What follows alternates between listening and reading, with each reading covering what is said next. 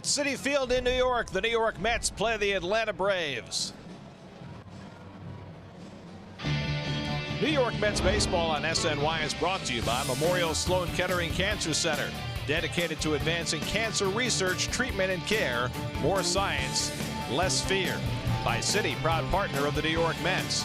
By Bob's Discount Furniture, shop in store or online at mybobs.com. By Geico, over 75 years of savings and service. And by Spectrum. Hey, Mets fans, join America's fastest growing TV, internet, and voice provider. Get the Spectrum Triple Play today. Familiar face in a familiar place and wearing a new uniform. One of the folk heroes of recent Mets history, Bartolo Colon, makes his return to Flushing tonight. And a pleasant good evening, everybody, and welcome to Citi Field. Gary Cohen, Ron Darling, Keith Hernandez with you tonight as the Mets play Game 2 of their season against the Atlanta Braves. Not your standard issue game number 2 as Bartolo Colon makes his return to New York. And, you know, Bart's pitched for 9 different teams now, so it's a little different maybe than you going back to St. Louis. But anytime you've had an impact on a franchise, it's got to be awfully strange going back to that place in a different uniform. Well, I think over Bart's long career, he's going to be 44 next month. He's going to look back at New York, the 3 years here, where he won 44 games for this ball club. I think he's going to look back, and New York is going to be very, very special for him. And I know tonight, facing his old mates, he's very familiar with them. I know he wants to do nothing more than to get a nice W. Now, we watched for 3 years Bartolo Colon get hitters out throwing 90% fastballs and not throwing them particularly hard. So if you're a Met who watched him as we did, how do you go about approaching Colon and having success against him? Well, you got to remember one thing. I'm a left-hand hitter. It makes it a little bit easier. I'm not a right-hand hitter against a right-handed Colon. I would always probably look inside when he's in trouble. That's the key to his success, Gary, is that he does change speeds, but over the 3 years I've watched Bart, and those 44 wins, when he's in trouble, he pops it up and in, and he knows how to put it right there. So something special tonight with Colon making his return. You know, Game 2 of the season often known as the Rodney Dangerfield game because it doesn't get a lot of respect. But you can't say that with tonight's starting pitchers, Colon and Jacob deGrom making his first start of the year. Gary, I know this game very well. The thing about Jacob deGrom, he had quite a season working last year. If you look at his final numbers, 7 and 8, really doesn't tell the story. He's lost his last 3 starts, really inflated some of those numbers. This winter had to have surgery to reposition the ulnar collateral ligament. He came out of that throwing 95 miles an hour plus in spring training. Had probably one of his best spring trainings and the best of the Mets starting pitcher. I expect a huge year for Jacob deGrom this year. So it all starts tonight for deGrom, and he goes up against his old rotation mate, Bartolo Colon, reacquainting himself with his old mates at Citi Field. Mets and Braves, first pitch coming right up.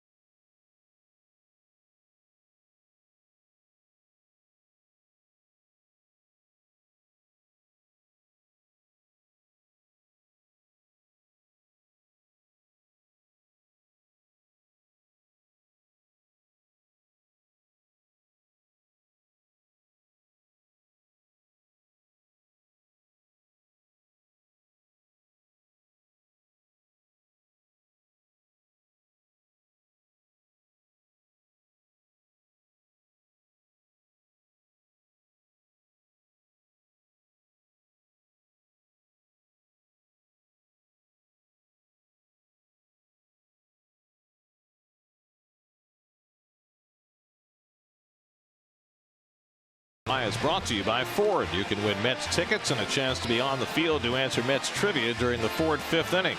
Just follow SNY on Twitter and use hashtag SNY Ford Fifth Sweepstakes to answer the question during the fifth inning of tonight's game, and you'll be entered for a chance to win. Get to Citi Field Saturday night when the Mets take on the Marlins at 7:10. It's the first fireworks night of 2017. After the game, fans can enjoy a fireworks show that will light up the Citi Field sky. For tickets, visit Mets.com/fireworks. Well, there he is. 43 years old. He'll be 44 next month. Big smile on his face. Butterflies for Bart? We'll find out in a minute.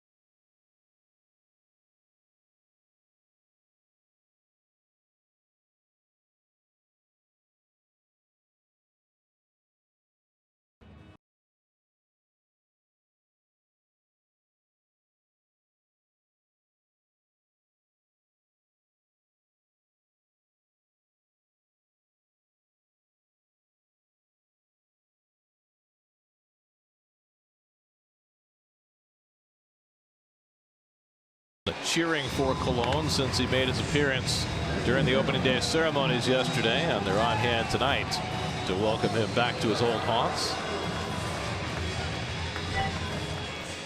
Here's the Hyundai starting lineup for the Braves. Same unit except for the catcher and the pitcher. Kurt Suzuki gets the start behind the plate after Tyler Flowers' star-crossed game on Monday afternoon. Braves got shut out on opening day by Noah Syndergaard in the Mets bullpen. So they'll be looking to get on the board for the first time this season, and it won't be easy. They'll have to take on Jacob deGrom. Well, we mentioned the numbers before, 7 and 8 last year, the Land Rover numbers, 30 and 22 in his career in 76 starts. In those 76 starts, 35 of those he's given up 1 run or less. Pretty impressive by the young deGrom.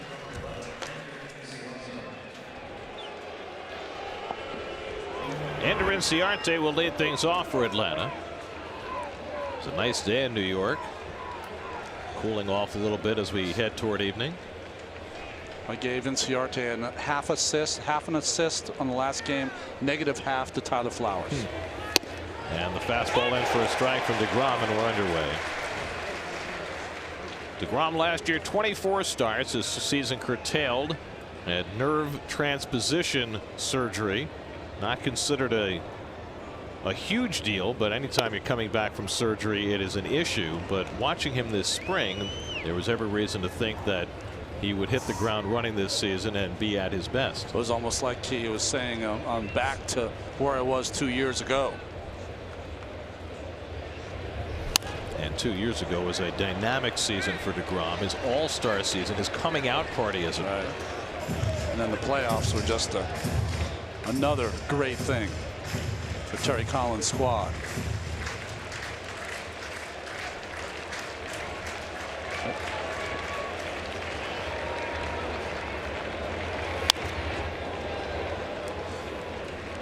Well, deGrom had himself a real splendid spring. He looked very sharp throughout the entire all of his starts. He had one bad start.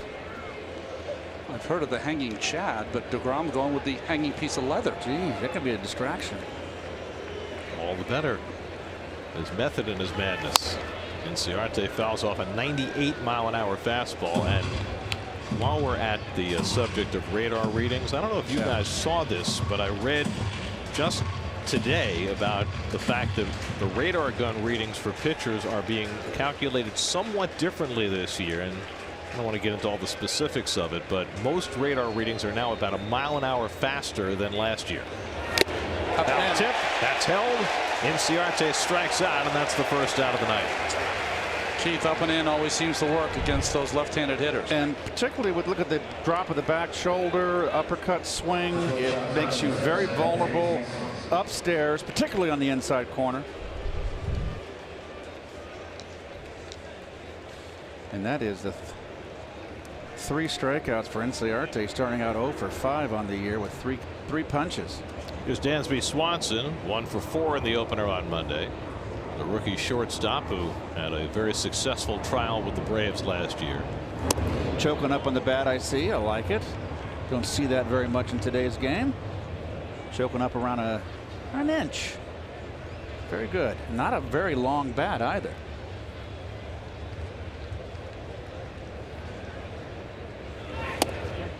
Slider off the plate from DeGrom, 2-0. Well, I hope Dansby will take this as a compliment because he was one of my favorite players. He reminds me a little bit of a pumped up version of David Eckstein. That kind of game. You know, does all the little things to help you win a ball game. I think Swanson's a much a better athlete than Eckstein. I think can do more things. I know last year hitting .302 and 129 at bats. The games that I saw him swing the bat, I was very impressed with him, particularly with 2 strikes.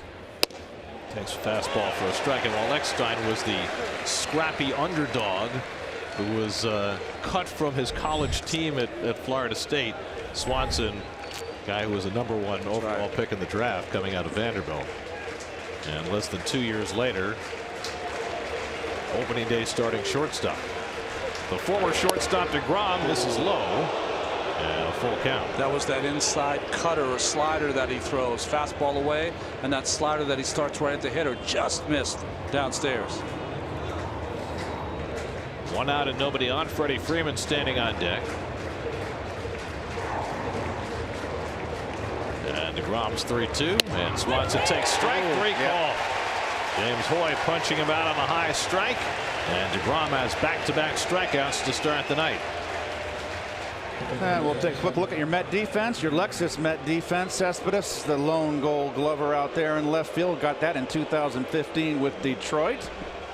On the infield, we'll see a lot of these guys pretty much all year. Duda had a big night, big bases loaded double, broke the game wide open, and d'Arnaud gets his first start of the season. Well, here's Freeman, who had 3 hits on opening day, picking up where he left off the end of last season. And Freddie with a check swing foul, 0-1. Yeah, he can hit. I had a feeling, well, I didn't have a feeling, I pretty much knew he wasn't going to get off to a bad start like he did last year. And he had impressive at bats against Noah Syndergaard, who had his A game out there. Braves only had 7 hits, and Freeman had 3 of the 7. And he lifts this one down the left field side. That'll go foul, and it's 0-2. Freddie has taken it out of the Mets since he turned the corner last year. His last 12 games against the Mets, he's hitting .479.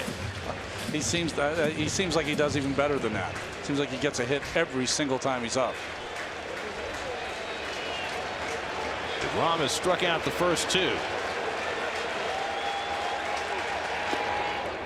Curveball misses low, 1-2. Did you notice that DeGrom touched the ground a couple times? He called the curveball, touched the ground a couple times to let DeGrom know you have to throw the ball in the dirt. He has to do that occasionally when he calls a fastball. So the Braves won't know every time he does that it's going to be a breaking pitch automatically.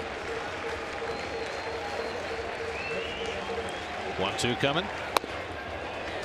The slider misses, 2-2. Jacob DeGrom now 28 years old. His last start last season came September 1st, so he missed the entire final month of the season.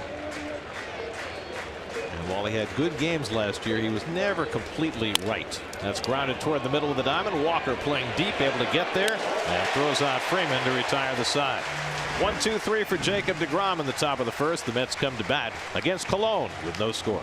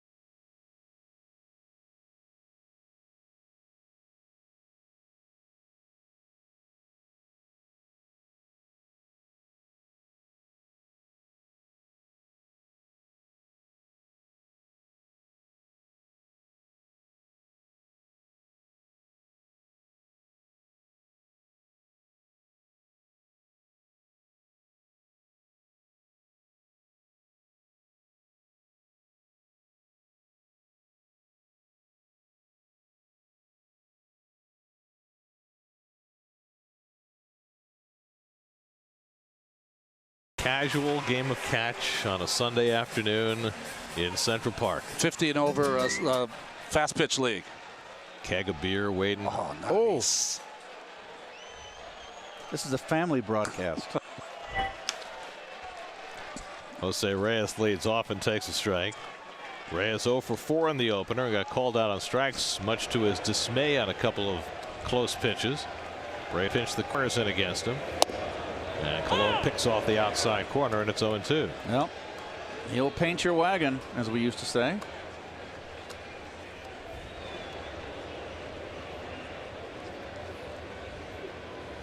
The Mets have faced Colon before, but it's been a while. 6 years since he wore a Yankee uniform back in 2011. There's his Toyota numbers from last year.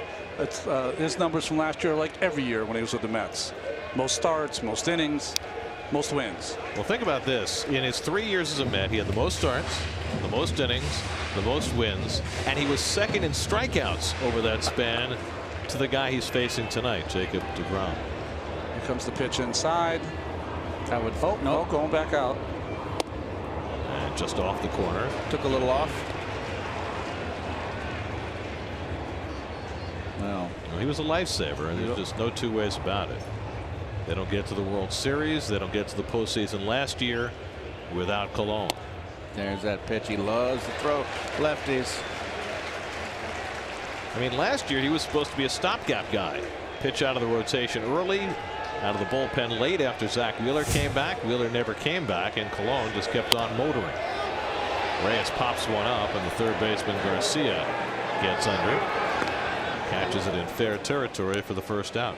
Here's your Geico Mets starting lineup. Same top 7 as Monday afternoon. Lineup that had 7 hits and drew 8 walks in the opener. Travis d'Arnaud gets his first start behind the plate. Oh, showing the love for Bart. Nice. Girls. Thank you. Thanks. Bart Head revisited. Very nice, Gary. He can do the whole broadcast in an English accent. Well, he could have a room of his own.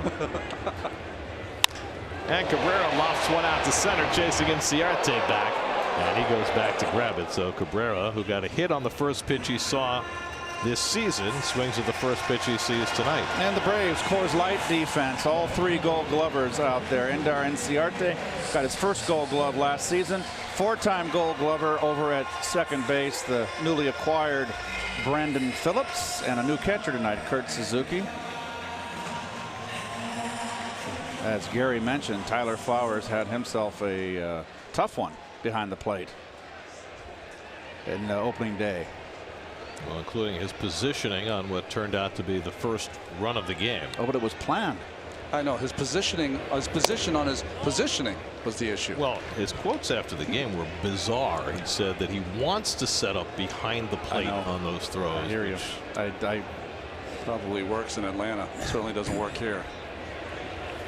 the only takes a strike. The only break I'll cut him on that is the new rules of the catchers not being able to block the plate. I guarantee if there was none of the new rules, he would have been standing right on home plate. But I don't have any say in that. But why would you rather be behind the plate rather than in front of the plate where the ball gets to you quicker? Well, Ronnie made the point first last night. It was a long hop. It was a perfect throw from Inciarte. He could have been in front of the plate, and it still would have been a long hop. So it was an error in judgment. Colon ahead 1-2, and he muscles up and misses outside. 94 miles an hour from Colon. He let that go. I mean, I don't think I've ever seen him overthrow a fastball the way he just overthrew that pitch. Pretty good hitter up there. That's why. And now full count. So he threw that true one out there to show him, and then he tried to bring that one back, and he didn't make the pitch. So he's run 2 full counts to his first 3 batters. That's unusual for Bart. 2 out and nobody on. And Cespedes takes one wide for ball 4. So the rare walk from Colon, who averaged 1.5 walks per 9 innings last year. Well, what I'm seeing so far with Bartolo, and I don't think it's just early and he's just missing. This is a formidable lineup with pop, and Bartolo, and Ronnie, correct me if I'm wrong, he's a veteran. He knows he can't make a mistake over the middle. He's got to hit the corners and be precise. Listen, he watched Cespedes for a year plus. He knows where the real problem in that lineup is, but you're right. It has depth and power. So now Curtis Granderson, who has 2 career home runs against Cologne in 13 career at-bats against Bart. Granderson 1 for 3 on opening day, drove in a run.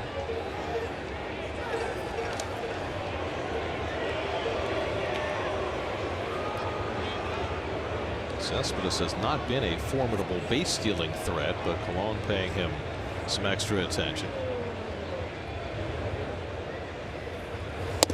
What was interesting about that is that he used his A move twice, which you don't normally see from him. Yeah, it's almost like he's messing with Cespedes, just trying to get him moving at first base.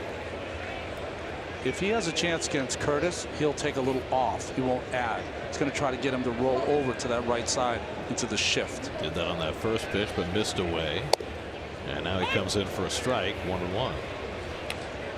So he dialed it up to 94 against Cespedes, and now settling back into his normal pattern. It's the same old Bartolo Colon we watched for 3 years. He's the master of changing speeds. And he finds the inside corner with that 2-seamer. It's 1-2. If he gets that pitch, that makes him have one of those special games. I thought that ball was in. It was in. And the umpire's right there. But it's okay. You love it, Ron. Cespedes at first with 2 down, no score. And Granderson smacks one down the left field side foul. James Hoy has the plate on day 2. Will Little, Clint Fagan, and the crew chief Jeff Kellogg, who had the plate on opening day, over at third. Jeff Kellogg, I thought, had an outstanding day behind the plate. Called a great game, great balls and strikes in the opening day. Much to the dismay of the Atlanta bullpen. They weren't even close. 5 walks in 1 inning. Jeez.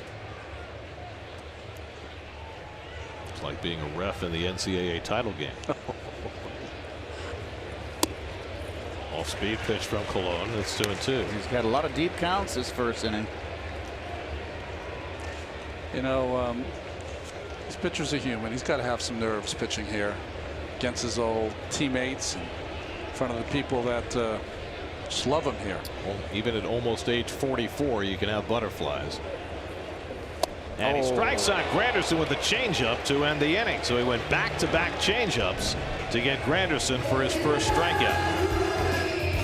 Cologne works around the 2-out walk to Cespedes. No score after 1 at Citi Field.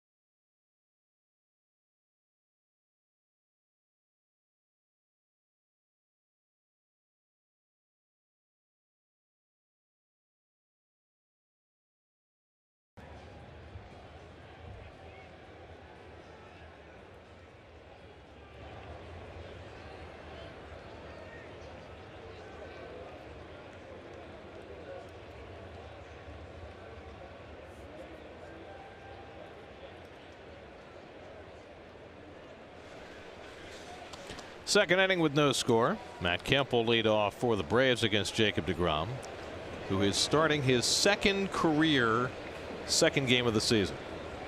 He did it 2 years ago, started the second game. Kemp grounds one down to third, had trouble getting out of the batter's box, and Reyes throws him out easily, one away.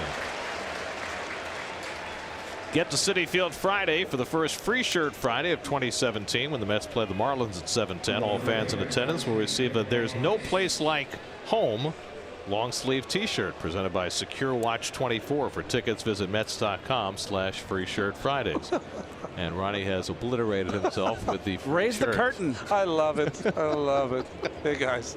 Very nice. There he is. Pay no attention to that man behind the T-shirt. I'm used to paying peekaboo now. You know that. That's true. What happens when you have a little one at home? Here's Nick Markakis, who struck out 3 times on opening day and takes a fastball for a strike. So it's deGrom's second game 2 start of his career. Ronnie started the second game of the season 5 straight years. Of course he did. 1984 to 1988. Oh, boy. The no respect pitcher. If that the is New York not the Mets. biggest sign of mediocrity you'll ever see. 5 straight starts the second game. Never the bride, Keith. No. Mediocrity is starting the second game of the season in AAA. You're right. Hey, I started behind a pretty good #1 guy. Markakis down on strikes again. Third strikeout of the first 5 batters for Jacob deGrom. Best breaking ball deGrom has thrown so far. Watch downward tilt. That little backdoor slider. Yep. If a hitter, you tend to quit on it. It starts around 3 inches outside, 4, and then it breaks in at the last moment. Can't quit on it. It's easy to do. Look at that beautiful sky. A mottled blue and white with a bit of purple thrown in. Here's Brandon Phillips, who loves to hit in Flushing. Since Brandon Phillips got to the big leagues, he's played 34 games combined at Shea and Citi Field, and he's had a hit in every one of them. Wow. It's the longest such streak to start a career, and the longest for anybody against a single opponent since Joe Medwick against the Dodgers in 1937.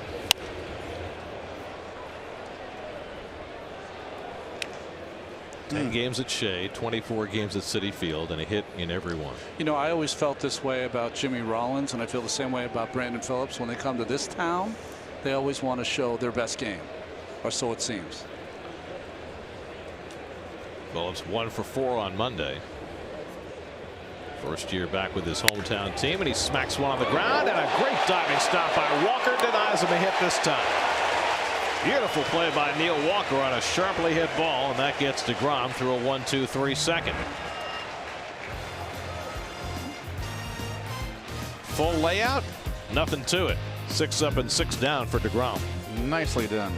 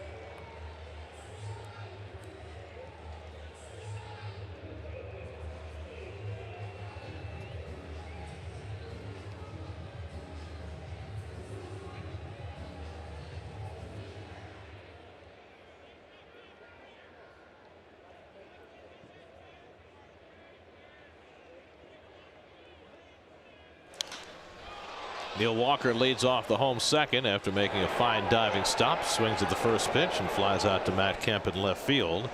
One pitch and one retired for Colon. Oh. Here's today's Verizon trivia question. 43 years, 316 days. Bartolo Colon is the oldest pitcher to start for the Braves since. I mean, my first is Knucksie, right? That would be my first guess. The man who looked like Kirk Douglas. He did, didn't he? He looked. I used to always give him. I used to always call him Kirk. Spartacus. I love you, Spartacus. Here's Jay Bruce, who had a patient opening day on his 30th birthday. Walked 3 times.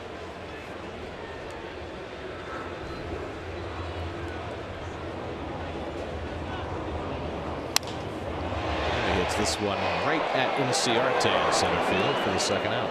So 3 pitches, and Colon's retired the first 2, and he's in his groove. It's interesting, he playing around with his finger there. I thought maybe he had a blister, but he was just playing with his fingernail. Had a little hanging fingernail there. Speaking of blisters, Noah Syndergaard will start Sunday, 1 day later than expected after developing that blister on his middle finger.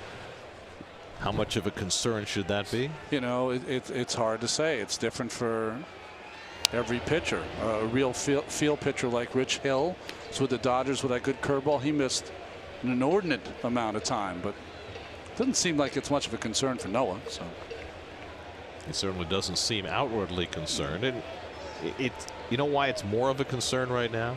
Because all of a sudden the Mets pitching depth is challenged, with Seth Lugo on the sidelines after being diagnosed with a partial tear of his UCL, and Steven Matz on the sideline with a flexor tendon strain. So all of a sudden, all of that pitching depth is not so deep.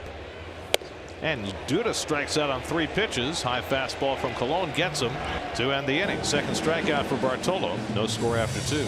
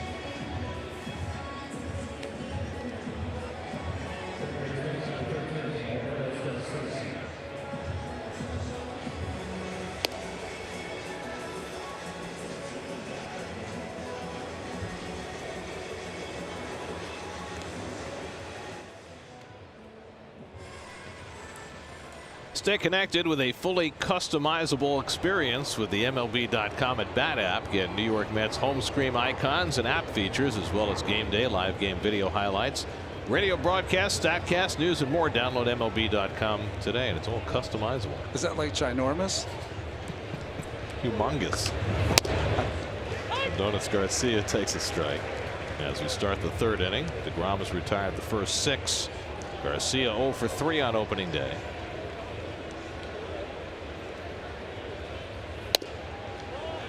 And the slider off the corner, 1-1.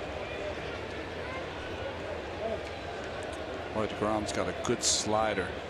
Just missing the corner. And as we see so often with Jake when he's right, everything is down. He's able to, in his great games, paint that down and away to right-handed hitters all day long.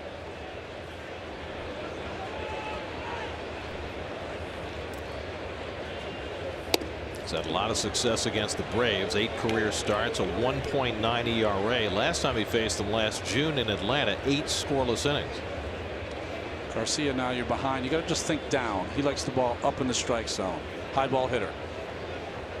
Garneau staying away, and it's off the plate for ball 4. The Braves have their first base runner and the first walk issued by a Met pitcher this season. Cold Hard Facts brought to you by Clean Crisp Coors Light. Well, Jacob deGrom has thrived in his career at Citi Field. Lowest home ERA of any active pitchers, made at least 25 home starts ahead of those guys. Yeah. Kershaw and Arrieta. Yeah, don't face Jake here or in the day here. No chance. Or in the All-Star game. Or in the All-Star game, yeah. Or in a postseason game. Or really just about any time that he's healthy. Yeah, you always expect him to go deep into a game and have a great game. Kurt Suzuki, the number 8 hitter at the plate. After 3 years in Minnesota as a starter, he's the backup now in Atlanta to Tyler Flowers. Suzuki now 33 years old. Another Hawaii native. You always got to be careful. The Hawaiians do well in Flushing for some reason. I don't know why. You know, I'm thinking of Tyler Yates and thinking not so much. Great kid. Just didn't thrive as a Met. And that's up and away, ball 1. Well, the word in Hawaiian for white is haole. H-A-O-L-E. Right. So if you are half white, one of your parents is white, you're hapa haole. So maybe the hapa haoles do well in Flushing, not full 100% haole. Try to understand Mr. Yates. Appreciate you bringing that home for us. I'll take that in my back pocket and remember that forever, Ron. Oh, I thought it was going to be better. It wasn't. Halfway through, I knew I was in trouble. Haole is not it's a derogatory term too. It's kind of said with derision, right? Yeah, it can be. Yes, definitely. Not hapa haole, because everyone is. Don't tell Chuck Howley. There you go. 55. Super Bowl MVP for a losing team. I think that was his number, 55. With Right, Super Cowboys. Bowl 5, wasn't he the MVP? Yes, that was that ridiculous game against the Colts with all field goals. 13 turnovers. Terrible game. That's on the corner, 2-1. You know, I was thinking the other night watching the North Carolina Gonzaga game that it was the worst championship game I'd ever seen since that Really? Super Bowl 5. Yeah, that was the big snooze, that game. Who was the field goal kicker for the Jim Colts? O'Brien. That's right. Very good, Garrett. Suzuki lofts one foul, 2-2. He was a straight-on kicker, right? One of the last. Yeah. Probably some of our younger viewers wouldn't even know what that means. They never saw Luke Rosa. Blew the toe. Jim Turner. How about Dempsey from the Saints? With half a foot. Yeah. Garcia at first and nobody out. 2-2 to Suzuki with Bartolo Colon's appearance at the plate impending. Slider fouled off. A few sliders anybody's gotten a piece of early in this game.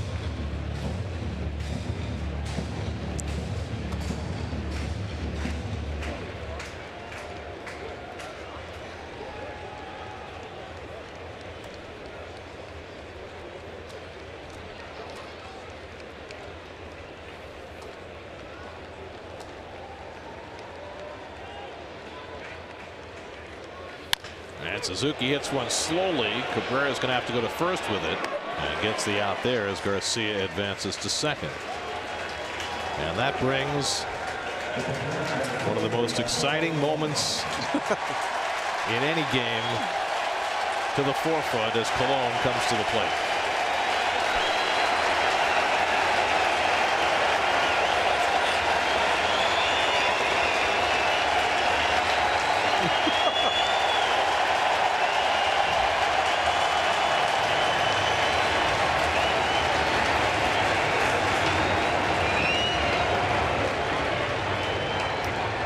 he knew that he'd get an ovation. I think this one surprised even him a little bit. DeGrom is not going to go easy on him. Started him off with a slider. And there's the quote of the game from Jacob DeGrom. I don't want him to get a hit off me. Well, judging by that first pitch slider, he's determined. Well, Keep in mind that it's not just about Bart. Jake has had trouble getting pitchers out lately. I was saying Jake is trying to right that wrong from last year when pitchers hit at a 351 clip. Which is hard for me to even believe. That's just got to be a little psychological letdown, right? A lock, you know. Garcia at second and 1 out. And Colon takes a fastball for a strike, 1-2. You know what you can do? Sometimes you get fastball happy with pitchers. You just throw it right down there because you figure they can't hit it. And, you know, what you really should be doing is patting your strikeouts when they come to the plate. Well, he hit the home run last year, but as you saw in that graphic, 40 strikeouts. So nice contact here and fouls it off.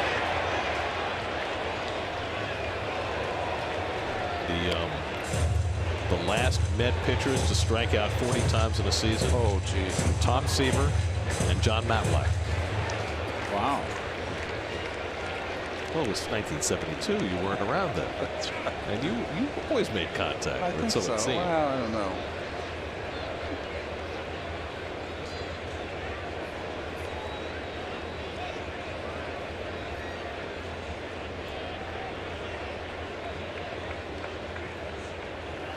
Yep. And his helmet stays on as he takes strike 3 called. 4th strikeout for DeGrom.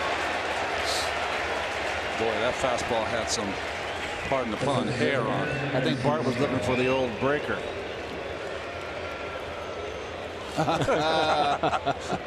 So you could breathe a sigh of relief here. He didn't get a hit off you. He pitched him backwards. Worked for him.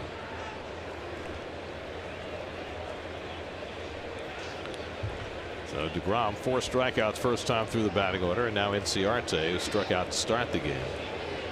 Inciarte 0 for 5 with 3 strikeouts to start his season.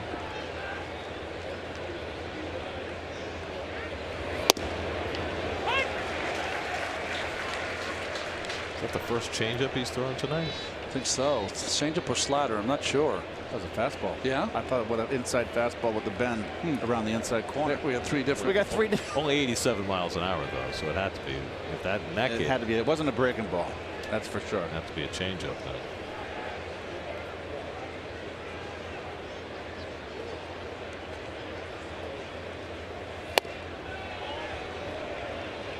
Inciarte does not look comfortable up there. He's struggling out here early in the season. Yet to get his first hit. What an inspired pickup he was last year, part of that Shelby Miller deal. He had a great year. Sure did. You gave him a nice contract because of that, right? 5 years, $30 million. Oh, I'll take it. For That's what you're making here. well, for a, that's because I was reading all those spots the other day. That's right. That's how they pay him something. Hey, give me a 30th of that.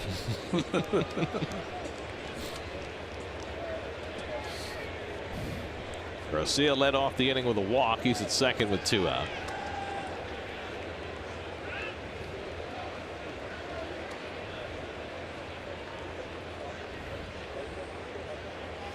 Good pitch. Got it on Inciarte's hands. Up in. 2-2.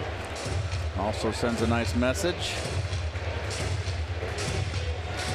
Is it just me, or is Jake working at a slightly slower pace than he used to? Yes, he is. Think that's by design, or do you think he's just struggling right now to find himself? I think he's just he's being real careful. There's a guy on second base. Travis d'Arnaud, when he gives the signs, it takes him a little time to get it out. And Inciarte goes down looking. Backdoor slider from DeGrom gets him. 5 strikeouts for Jake through the first 3 innings. No score at Citi Field.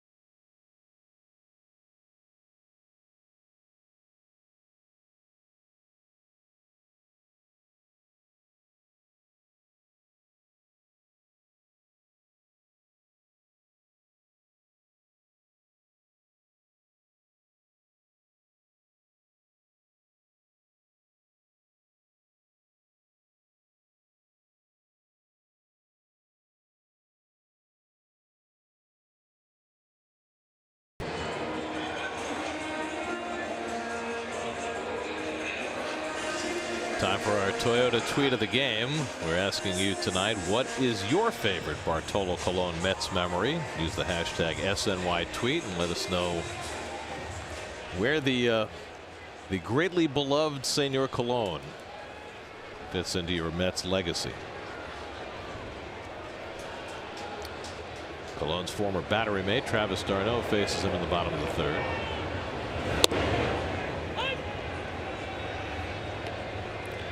Travis came off the bench, had one plate appearance on Monday and drew a walk. Caught the last couple of innings after Rene Rivera got the start. Let's check in with Steve Gelb. Steve. Gary, d'Arnaud's got a whole new setup at the plate. That was the talk of camp. Gone is the bat wrap from last season. But d'Arnaud was telling me that it took him about 3 weeks this offseason of working every day to get comfortable with the new setup. And he worked on it in a pretty interesting way. d'Arnaud has a full-length mirror in his house down in Port St. Lucie, and he would stand in front of the mirror taking swings, watching himself take the swings to make sure he was doing everything correctly. Then when he felt comfortable with it, he would close his eyes and tape himself swinging to make sure that he was doing it as second nature. That took a little bit of time, but again, after 3 weeks of that entire process, he finally felt like it was second nature here. Well, we'll keep a close eye on it as the season progresses. I just wonder how many mirrors he went through. Swing your bat in front of a mirror. It's a danger zone. It's kind of narcissistic, isn't it? He assured me it was a large room. And Travis takes just off the plate. Another full count for Colon. Already his third through the first 8 batters. He has walked 1 and struck out 2. Neither side has a hit yet. Jacob deGrom waits on deck. Jose Reyes behind him in the bottom of the third.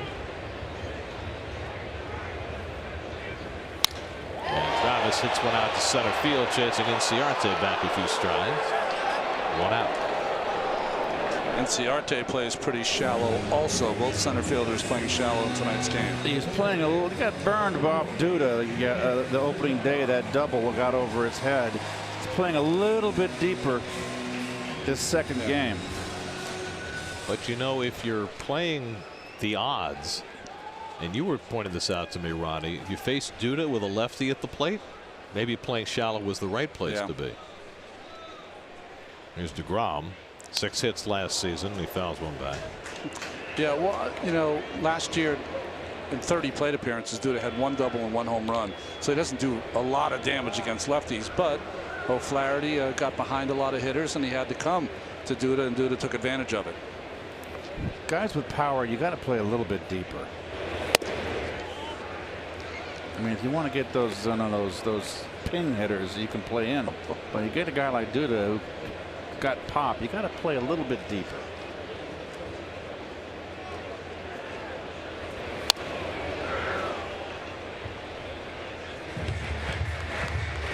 Well, deGrom got Colon first time through.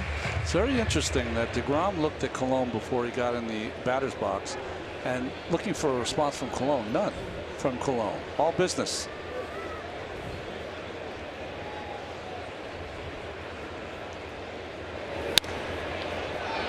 It's got to be more difficult for some guys than others to face former teammates, and in this case, you know, guys who shared a rotation and in that same section of the clubhouse. You know, we talk about what a big influence he was in the rotation. We forget about what a big influence he was in the clubhouse.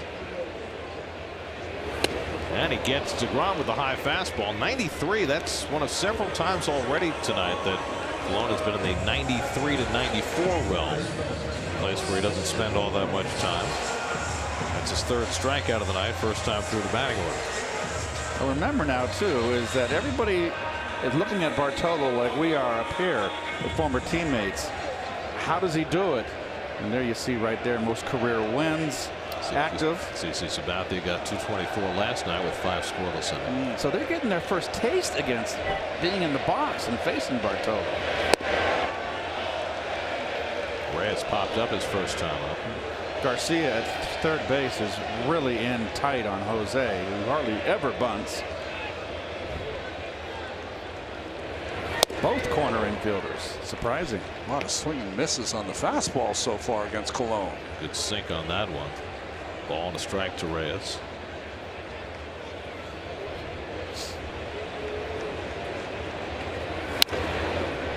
'93 again, Gary.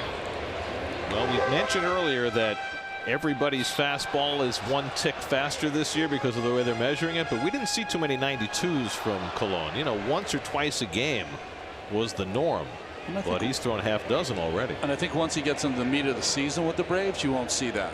But tonight is a special night. 1-2 coming. That Reyes foul tips is strike 3. 94 from Cologne for his 4th strikeout of the night. So DeGrom and Cologne matching zeros. No runs, no hits on both sides through the first 3. Bartolo Colon giving the Mets a little taste of what they enjoyed for 3 years.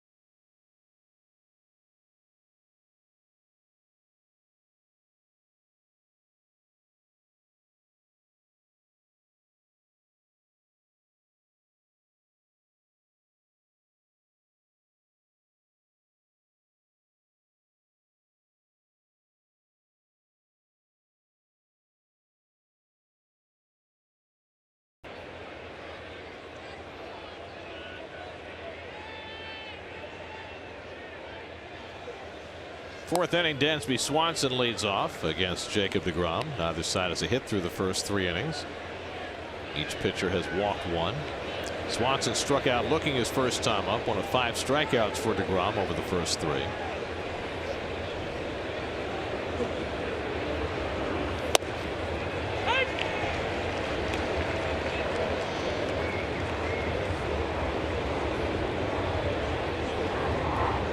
Last year averaged just under a strikeout per inning, 143 strikeouts and 148 innings.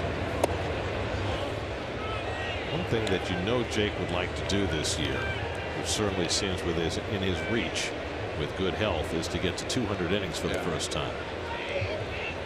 200 innings, and you know, he has what, 5 punch outs in this game. The more punch outs you have, really rackets up that pitch count also. Flat out to right, plenty of room for Jay Bruce. 1 out. I think he'd like to. It's not easy. It's hard to go out there and do that, but a few 1 pitch 1 out kind of deals. But his stuff is so nasty, it's hard to do that. Well, I know it's something that Syndergaard has talked about, trying to get some quicker outs. Something that Robert Gesellman has excelled at. We'll see him for the first time on Saturday. Now Freddie Freeman with the bases empty, grounded out his first time up. Freddie goes after a pretty good looking sinker, 0-1. That was right in his strength too. Down and in. Right into his wheelhouse. Yeah, that's where he likes it. Yeah. Beat him.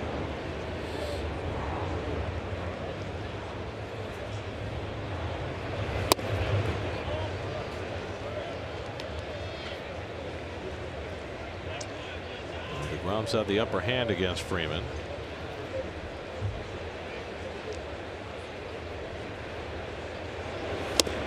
I mean, think about this. Freddie Freeman last year played for a team that lost 93 games, got off to a horrific start over the first 6 weeks, and wound up finishing 6th in the MVP balloting. That's amazing. Yes, it is. Pulled into the shift, and Walker's there to grab it. And Freeman retired 2 away. I think it tells you a lot about how mentally tough Freddie Freeman is. He's hit 2 bullets now in this game, but both with Walker playing deep have allowed him to make the play. Well, tell me about this philosophically as a player, because not just Freeman, the other guy was Joey Votto, also had an unbelievable second half for a team that was out of the race. How do you judge those second halves? Do you judge them, as Ronnie said, by talking about how mentally tough they are to play through a down season for their team and put up great numbers? Or do you say, well, the games weren't that important, so you downgrade it? How do you parse that? I think there's always the cynics out there that will say, well, their games were meaningless. Where were they in the beginning? The team was out of it when they needed them early. The team needed to get off to a good start. They weren't there. I kind of disagree with that. I mean, particularly when you've got players like Votto and Freeman who've got numbers to back it up. I mean, it was just one season that Freeman got off to the very bad start. I look at it this way. What happens to the great players when they're left alone on the field is that sometimes it takes them some time to realize that they're the only good player on the field and the other team is not going to pitch to them. So then they start to go, okay, you're not going to pitch to me. I'm going to wait until I get my pitch. And that's when they kind of take off. That's hit hard past Reyes and down the line for the first hit of the game. Matt Kemp throwing one into the corner, and he cruises into second base with a 2-out double. Well, Kemp likes that ball inside, middle in, and not and down. He's a low ball hitter. He really he's got good quickness inside. Not much you can do here. Good effort, but that's a rocket. Kemp last year quietly 35 home runs and 39 doubles. And really gave a spark to this Atlanta offense after being acquired from the Padres, and that might have had something to do with Freddie Freeman's strong second half. And he's a very talented young man. He can run. He's big and strong. Now Markakis, who struck out looking his first time, and he gets jammed. That's a foul ball. I mean, this ball might have hit him if he hadn't swung. Well, it had a little cut on it, so that ball ran right in on him. You saw his hands come in. He just got tied up inside. Completely tied up inside. And I think why that surprised him is that DeGrom's ball usually doesn't have a cut on it. If it does anything, it'll run up and away. Markakis has good numbers against DeGrom, 6 for 16, including a home run.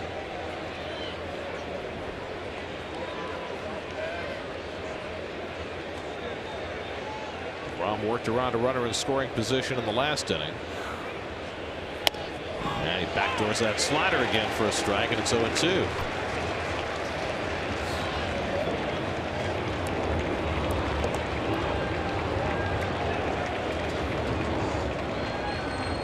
DeGrom holds it in the changeup grip until he gets to his glove. Then he'll put it to the grip that he wants to.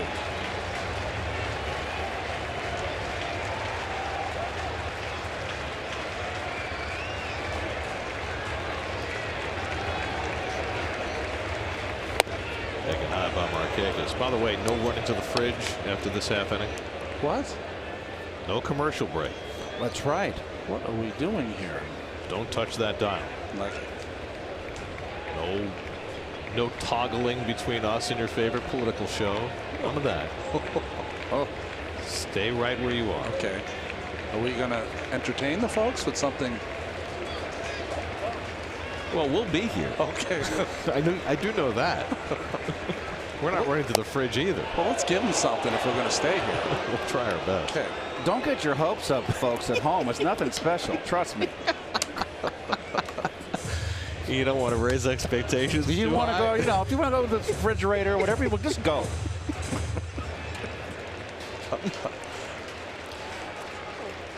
You can always pause it and go to the fridge and come back and see what it is they missed, and then fast forward through it if they have This to. really has become the worst tease of all time. 2-2 coming. That's on the outside corner, and DeGrom did it to Markakis again. That backdoor slider for his 6th strikeout of the night. A double and 1 left, and DeGrom keeps this game scoreless going to the bottom of the 4th. Now Bartolo Colon heads to the mound for the bottom of the 4th. Time now for the unlimited baseball break, brought to you by T-Mobile. And you know, we watched Bartolo Colon not only perform on the field effectively, 44 wins, more than any other Met over his 3 years here. His at-bats, which became something that everybody had to see, culminating in the home run he hit in San Diego last year. But I'm wondering, when you think about the phenomenon that was Bartolo Colon for those 3 years and the folk hero that he became to Met fans, what stands out about that? He is every man. I think that's what stands out, is that because he's a big guy and because he's older, I think everyone in the stands can go, you know what, if you're an older guy and you used to love the pitch and you had your heyday in Little League, you're like, God, you know, that Bartolo, I see that in me. Young kids like him because he seems like he enjoys the game, loves playing it, has fun with everyone, so they love him. I think there's so many reasons, Keith, that he just became so popular. I just think the way he comports himself, he's kind of a sphinx out there. He's very quiet, expressionless. There's a mystique about him, I think, that attracted the fans also. And plus, come on, look where he hit the home run. Your great call, both you guys. Who would have thought that? He brought so much joy here for 3 years. Just my hat's off to him. Yeah, I think it's all those things, but there are also so many punctuating moments. You think about when he first started taking those turns at bat and the helmet flying off. right. I think that really appealed to people. The behind the back throw that he made in Miami a couple of years ago, that was big. Yes. The tossing the ball up and down on the mound. Yeah. When he's waiting between pitches like he doesn't have a care in the world. How about the times that he comes up to the plate and lets everybody know, I'm not hitting this time, so I'm not swinging the bat. People, for whatever reason, love that. Like he's lying in the weeds. Yeah. They'll take on the Mets in the bottom of the 4th, having not yet allowed a hit. As Dribble Cabrera will lead off. And you know, the other thing, and I've said this many times before over the 3 years that Bart was here, every pitcher, other than guys that go to the knuckleball, have all done the same thing. When they get later in their career and they don't have great stuff, they try to invent pitches. So instead of 3 good ones, they have 6 mediocre ones. And he decided to do it the other way. He commanded one pitch, that fastball, that he can manipulate the movement. And with that one pitch, he's made himself a guy who can win 44 games in 3 years. Now let me ask you this, because every aging pitcher would like to know this. If he can do it, how come everybody else can't do it? Because being able to monitor and manipulate the movement between 6 inches and 4 inches and not at all when he throws those 94 and 93, very hard to do. Almost impossible. Cabrera pops one up. Suzuki didn't see it at first. Now coming back and has room to make the catch. Suzuki had no idea where that ball was coming off the bat. And I think Freddie Freeman screamed at him, and he reacted to it. He definitely got there late. We probably at some point assume, if you're a catcher at this ballpark, that you never really have to worry about a pop-up to your position.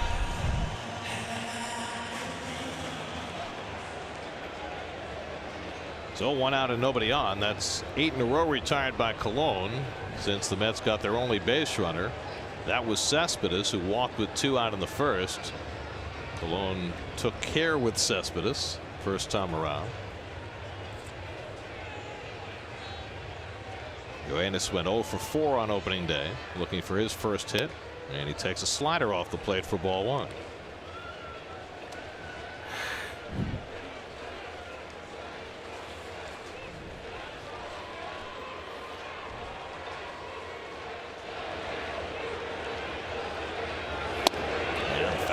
For a strike.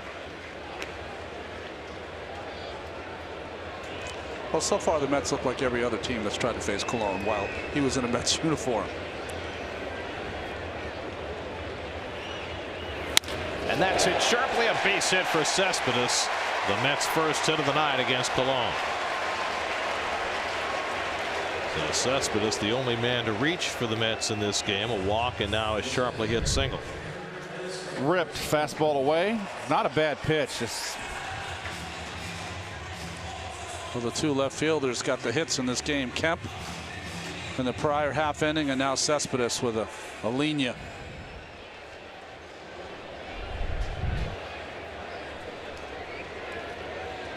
So now Granderson, who struck out his first time up. First time when Cespedes got aboard, Cologne greeted him with 2 hard throws to first, and there's another.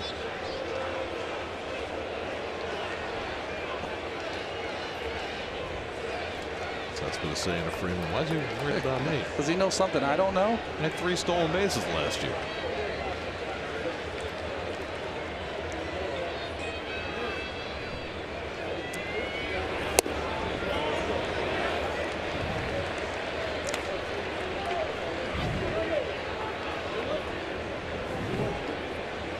Cologne's 44 wins in a 3-year span, the most for any Met since Al Leiter. At 46 in a 3-year span from 1998 to 2000. Boy, Al had some good years. It's a pretty good pitch there by Cologne. Of course, the biggest win for Al in that 3-year span was in game number 163 right in 1999 in Cincinnati. 1-game playoff that got the Mets into the postseason. A brilliant shutout performance.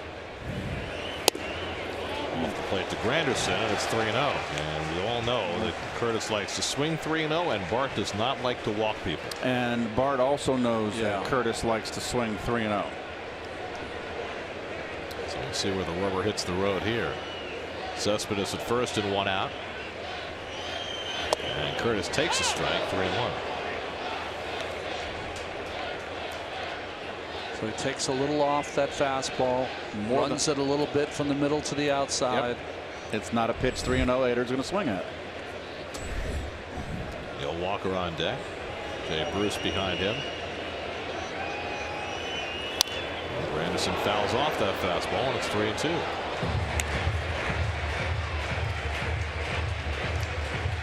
He'll turn 44 years of age next month, the oldest player active in baseball. So they've got 2 pitchers that are 85 years old between them, right?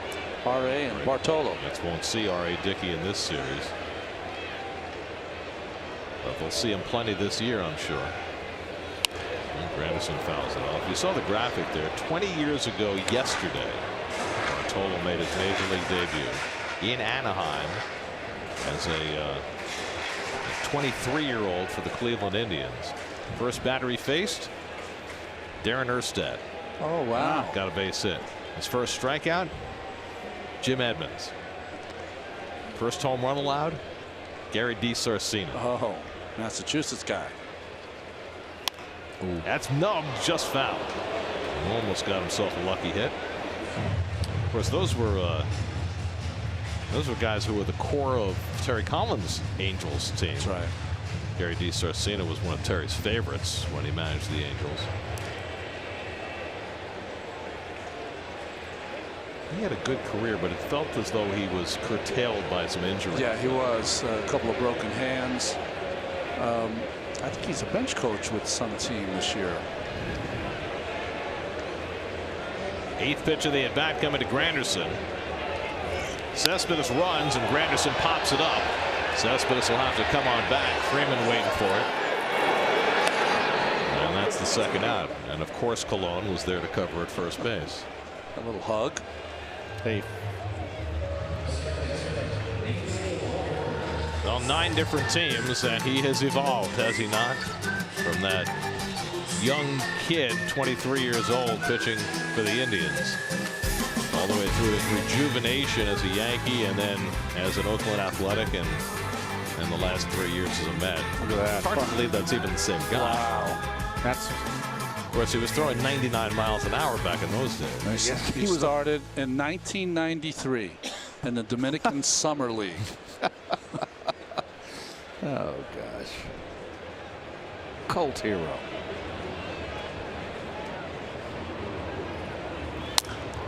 Walker lofts one to shallow right. In comes Markakis. And that retires the side. So the Mets get their first hit on the Cespedes single, but Colon makes his way through. The young Colon and Bartolo today pitching in a scoreless game.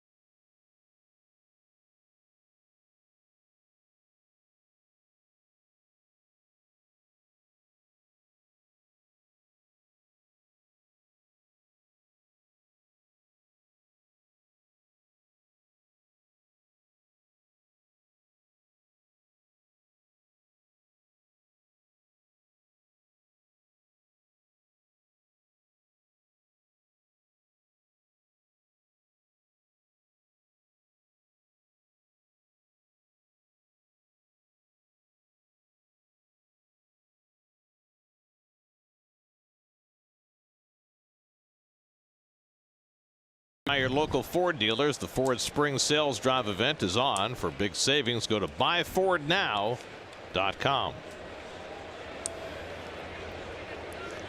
Brandon Phillips leads off in the 5th inning against Jacob deGrom. You know, watching the spread of all those Bartolo Colon baseball cards going from the Indians to the Expos reminds me that in 2002, when Bart was traded from Cleveland to Montreal, when Montreal thought that they were going to be going out of business, that they were going to be contracted, and Omar Minaya was the general manager at the time and figured they would try to make a stretch drive by picking up Colon, and they gave up Brandon Phillips, Grady Sizemore, and Cliff Lee. Yes. 3 budding prospects, all of whom turned into major league stars. It's interesting. deGrom almost entirely fastball slider tonight. We've seen, I don't know if I've seen a changeup. Maybe that one pitch we all disagreed on, but Phillips robbed of a hit his first time up on a fine play by Neil Walker. We've had 2 pretty fine pitching performances in the first 2 games of the season so far, on both sides. Syndergaard and Tehran on Monday. deGrom and Colon tonight. Slider pounded into the ground, 2-2. Well, the Astros worried about their rotation coming into the season. They did pretty well the first couple of games with Keuchel and McCullers Jr. Lance McCullers 6 strong innings against Seattle last night. 2-1 win. Now McCullers can be a McCullers Jr., right? Right. His dad was, dad was Lance McCullers and pitched in the big league. There you go. Right. San Diego, he came up. Didn't he come up with San Diego? Phillies. Well, he was in the Phillies organization anyway. The hard thrower, if I recall. As is his son. Yeah, we've had this discussion before about guys who want to be called junior, which makes sense if their fathers were of note. That's right. Not so much sense if they weren't. Ken Griffey Jr. Right. Cal Ripken Jr. That's right. 3-2 to Phillips. I mean, you were never known in the game as Ron Darling Jr. No, but I was known as RJ because of Ronnie Jr. But yeah, never known as Ron Darling Jr. 3-2. Another chance for Walker. Almost went the wrong way. Yeah, he sure did. But made the recovery in time to get Phillips. We'll take a peek here at Walker on the upper right-hand screen. He broke the wrong way one step, but the ball wasn't hit hard, not too far to his left. You know, it's interesting. We saw early in the season last year that he would wear the glasses, Walker, and he said because of his, I think it's his contacts, it gets a little windier. The dust from the field comes up in his eyes, so he wears those more as protection. I saw Javier Baez do the same thing the other night, break the wrong way in a ground ball. Baez or Wong? Baez might have done it too. Oh, he did. He did. First night. That's right. Yeah. And Colton Wong last night did it. Adonis Garcia, the batter, goes after the high pitch, and it's 1-1. Let's check in with Steve Gelb. Steve. Guys, earlier this week, Jacob deGrom was saying how the surgery late last season on his elbow may have ended up being a blessing in disguise for him this season. Last year, despite putting up pretty good numbers, a 3.04 ERA, he just never felt quite right with his mechanics. Talked often about flying open and getting on the side of the baseball instead of on top of it. After the surgery, though, deGrom said that he had a strict throwing program this offseason that forced him to take it slow, and he was able to focus on keeping that front side in everything he did, whether it was playing catch or throwing a bullpen. And once he got to spring training, he said it felt like 2015 all over again. Well, last year, what happens with Jake is that when you watch his mechanics, and the ball is got a lot of life today, once he gets to the top of his windup, he leans in towards the catcher. And when he leans in towards the catcher, he's got to make sure that he keeps that front shoulder closed, because if he doesn't, what happens is that his arm is late. So see the lean towards the hitter? He's got to make sure he stays there for a second with a delay to have his arm catch up. If he doesn't, it's late. If it's late, it doesn't have as much zip. He's going to let Colon flap out. That's inside. Did it hit the bat? Apparently not. 3-2. Watch from the side. You'll see how he kind of leans into the hitter. See, and you got a delay there to let the arm come all the way around and catch up. So as soon as the foot hits, that arm's got to be in front of him. Good shot, guys. Wish I had all this stuff when I pitched. Probably would have been paralysis by analysis. I wouldn't have been able to throw the ball over the plate at some point. You'd have been like Darno. Garcia taps one slowly. Reyes on the charge. Low throw. Not in time. Garcia just able to beat it out. And Terry Collins says, hold on. You might want to challenge. 30 seconds. It's clock's running. We got 10 seconds to hold, 30 seconds to decide this year from the time the call is made. Let's take a look. Tough to tell from that angle. It's like a game show. And the Mets are going to challenge. Let's see this angle. You know what's interesting about these calls is that once they're called safe or out, to me, when I see this play, it's so close that the call was safe. I'm thinking they might keep it. You know? Yeah. It's enough to change it. I don't know. Is there conclusive evidence that the call was wrong? It's hard to tell. It's about the ball has to be in the glove. Not to me. In the back of the glove, not right. Clear the front of the glove. See, but here's the part that I don't understand, right? The ball, when it hit the ground, came up and then hit the big part of that first baseman's glove and then went in the back. So when it hits that big piece, does that not count? I thought it wasn't. The ball's got to be firmly in the back in the pocket where it came in. When it hits that first piece of the glove on the inside, that doesn't count. You've got to execute the catch. Right. So then he's safe. He's a tie base. All of a sudden, with the NFL. Let's hope it doesn't. That's very true. What's the tuck rule? Do they have a? See how the ball hits the side and then goes in? Yes. So the side part does not count as being right. The end of the play. Agreed. Now that's the catch. Right. And the foot's on the base at the same time. There we go. What's the call? Oh! And they have reversed it and called him out. See, you just never know. It's like flipping a coin. That's right. Play Under Review brought to you by Mazda. Driving matters, and Mets win that challenge. I'm not sure why, but they did. Nice play by Jose. Nice play by Terry. I don't know how. Hey, did you see Terry come out of the dugout because he knows it's 10 seconds now? He came flying out of that dugout.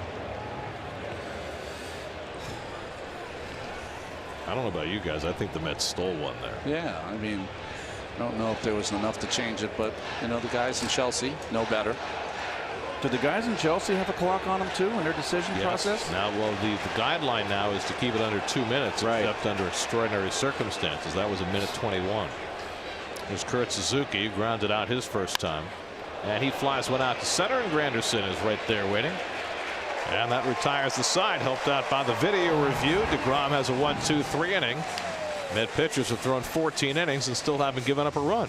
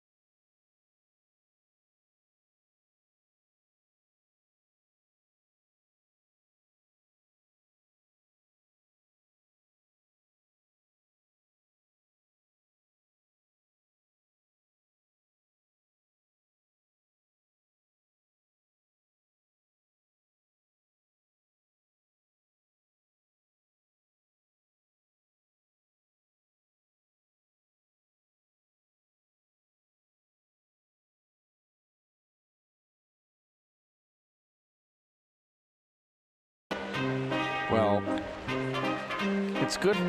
Well, that kid's got no hip rotation. Hey, don't critique the kid. At least he's got his hands in the right position. You know, this is the perfect music, Curb Your Enthusiasm, to be Larry David and analyze these poor kids trying to swing the bat. Jay Bruce fouls off the first offering from Colon as we go to the bottom of the third. So we just got what we generally do get from Major League Baseball after a replay review, an explanation of why the call was made the way it was. And it's fascinating because we were just talking about the ball hitting inside the glove but not going to the back of the glove. This is the exact wording that we got from the replay official. He says that it was definitively determined that the ball contacted the interior of the fielder's glove prior to the batter runner foot hitting first base. Right. So it sounds like it's the opposite of what we said. Exactly. Yeah. He's saying that the ball hitting the inside of the big part of the glove before it went to the back counts. So you're saying that's why they overturned it. I don't interpret it that way. I don't interpret it that way either. We always told it has to go to the back of the glove. He should say, okay, maybe we can. I don't know. Ball gets into the pocket of the glove. That's not what it says. It says the interior. Right. So it hit the interior and then it went to the back. To me, it sounds with that wording that once it touches leather, it's all bets are off. Bruce drives one deep right field. Markakis goes back and it's out of here. Jay Bruce with a line drive home run. The Mets' first home run of the season.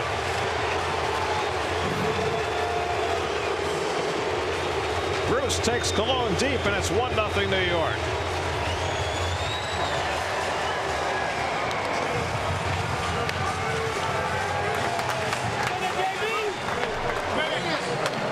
like this, that could be the difference. And good to see Bruce. Oh, he wanted to get it away, Ron, and got it right down the middle and down. And it's off the top of the fence.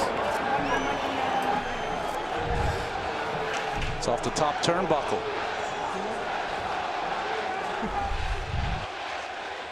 Good to see. And Jay hit 8 of his 33 home runs last year as a Met. 3 walks on opening day, and now his first hit of the season is a home run. Went down and got it. Had too much in the middle. Duda flares one. That'll go foul beyond anybody's reach. You know, Keith, what you can see at home is really how strong Bruce is. That ball was down and away, and he kind of hooked it over the right field wall. Well, lefties love to drop that barrel, don't they? They just, for some reason, are natural low ball hitters. And that was right there, front and center. Right field at Citi Field, not quite the poke that it is in Cincinnati as Duda strikes out for the second time. But that one had enough, and just enough. That Mets home run means $2,000, enough for No Kid Hungry to provide 20,000 meals courtesy of Citi. Ronnie, is this kind of lineup here, the Mets with all this power, you know, you're pitching, you know, you can't afford to make a mistake. Yeah. And I don't know if that was a mistake, was it? I mean, it was down. Down, but it was in the middle. Yeah. Too much middle. Okay. Colon gave up 24 home runs last year in his 33 starts. And when Bart has his bad days, he'll give up long balls. He seems to give them up in bunches, doesn't he? He'll have games where he'll give up 3 or 4. Remember that game in Anaheim, his first season, when we were still wondering what the Mets had in Cologne? There's one of the reasons that Terry Collins fell in love with having Bartolo Colon in the rotation. He was getting hammered in the first 2 innings. He came into the dugout, said, Terry, listen, I know we're a little thin. I'll go as long as you want me to go. I'll take the beating. No big deal. No hits one to deep left field. Back goes Kemp. He's got room on the warning track to run it down. Darno almost got a hold of that one, and that's the second out. Now, the Mets last year were second in the National League in home runs and hit more in a season than they ever had. Of course, the home run is becoming more prevalent in baseball this last year and a half. Since the middle of the season in 2015, there's been a home run explosion in Major League Baseball, and the Mets have been a part of that. Here's DeGrom, who's now been staked to the lead, struck out his first time and takes a strike. Last year, 111 players hit 20 or more home runs, by far the most ever. And I think really that's why, in part, some 30-plus home run guys had trouble finding jobs. That's right. Because you can find, you know, enough 20 home run guys who can do other things rather than some lead-footed slugger to get the job done. DeGrom strikes out on 3 pitches, 6 punch-outs for Colon, but Jay Bruce gives the Mets the lead with their first home run of the year. It's 1-0 New York after 5.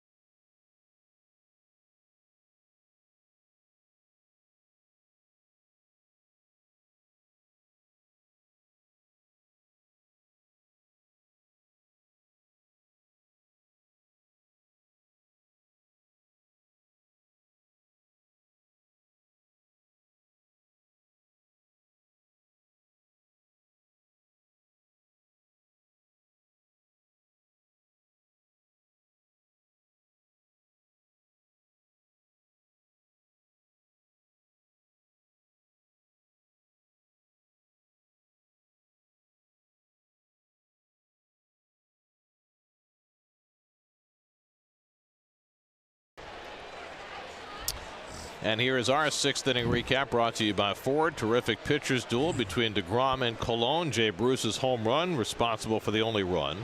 And Colon will lead off in the top of the 6th. And chases one out of the strike zone. 0-1.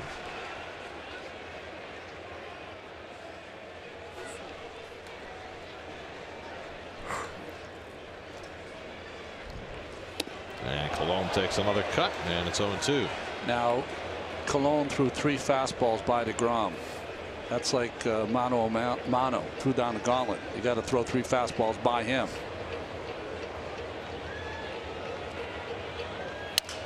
And he makes contact. Takes the slow jog toward first. Doesn't drop the bat. And Cabrera throws him out. And nothing has changed.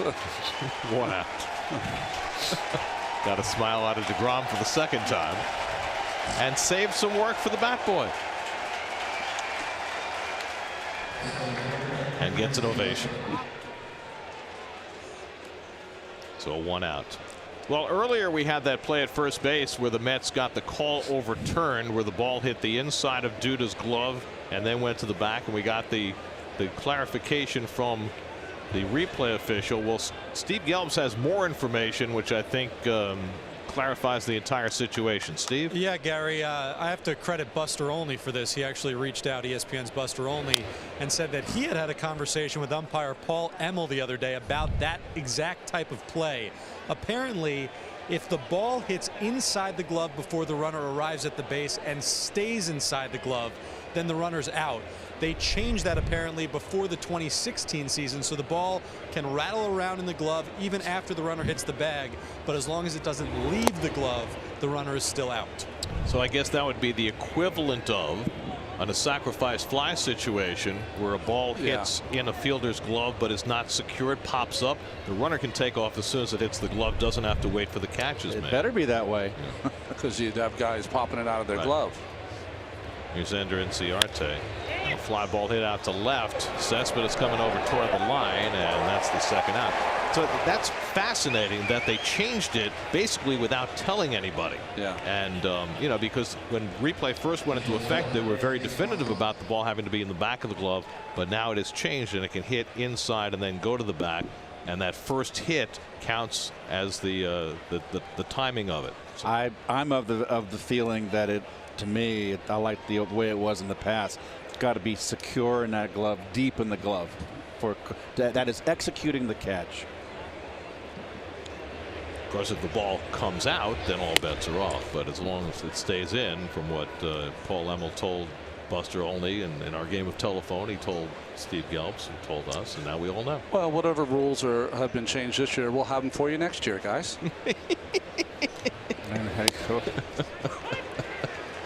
Oh. 1-1 to Dansby Swanson. I was planning on living to around 85. I think this is going to knock around 5 years off my life. Now, Keith, we want you here for the long term, so take a deep breath. Fooled badly. 1-2 to Swanson. They didn't throw sliders like that in the Southeastern Conference. Freddie Freeman would be next. DeGrom would prefer to face him leading off the next inning. Couldn't get Swanson to chase that one. 2-2. What a powerhouse Vanderbilt has become in baseball. Oh, that's back. And better than ever. DeGrom, I think he'd be a truck guy, don't you think? In DeLand, Florida. 2-2.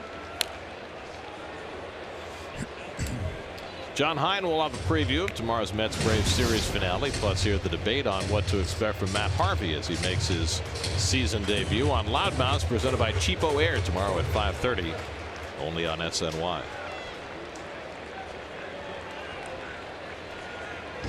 Grom edging toward 90 pitches as he works here in the 6th with a 1-0 lead. And Swanson grounds one toward the hole. That's a sneak through for a base hit.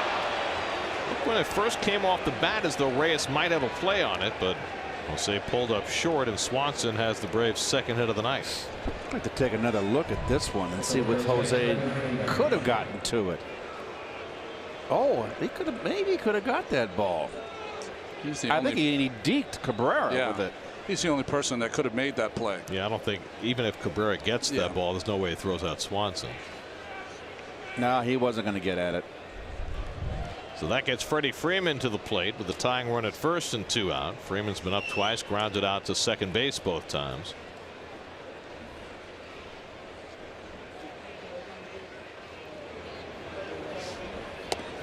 So DeGrom has a big out to get here in the top of the 6th. It's the thing about pitching, just the most subtle of little things can happen, and the next thing you know, you're facing major danger.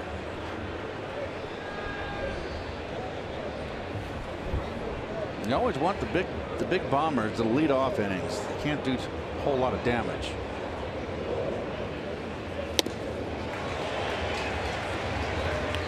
He has had tremendous success with that slider Yes, he tonight. has. Let's get their bullpen cranking with DeGrom over 90 pitches. Hansel Robles and Jerry Blevins both getting up. 1-1 to Freeman, and Freddie takes that slider low and in. 2-1.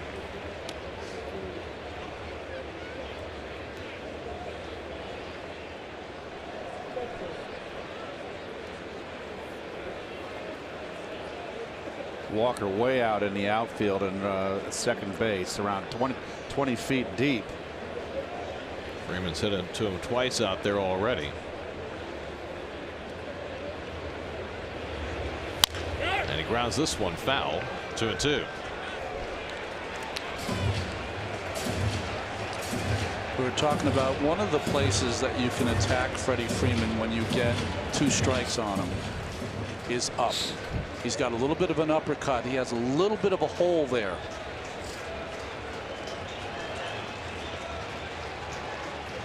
Letters and up.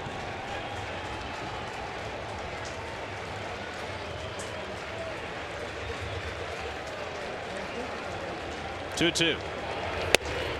Breaking ball misses high. Full count. So now Swanson will be on the move. Do they drop Duda back? They will. You always play behind with two outs. No question about that. Duda looks like he's on the line also. 3-2 to Freddie Freeman. Another chance for Walker. Side retired. DeGrom retires Freeman for the 3rd straight time to strand a runner. 6 scoreless for DeGrom and a 1-0 Met lead.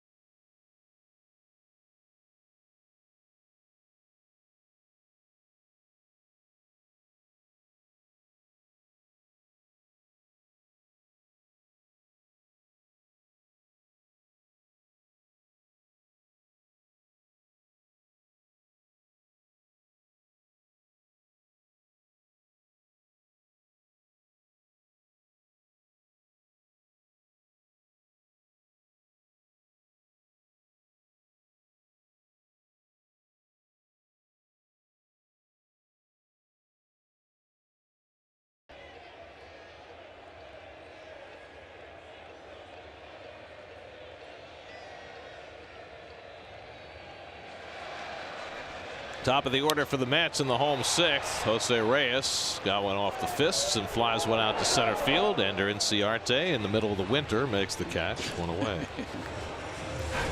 Jacob deGrom, 95 pitches through 6 innings. Are we to assume that his work is done? Apparently so. Well, I think 95 is the right number in April. Cold night. Worked out, you know. That's right, Ron. Davey would have pulled you with a 2-hitter in the 6th inning. Through 6. Well, Syndergaard threw 6 scoreless innings on opening day. He might have pitched longer, but for the blister. deGrom apparently done after his 6 innings. Here's Cabrera.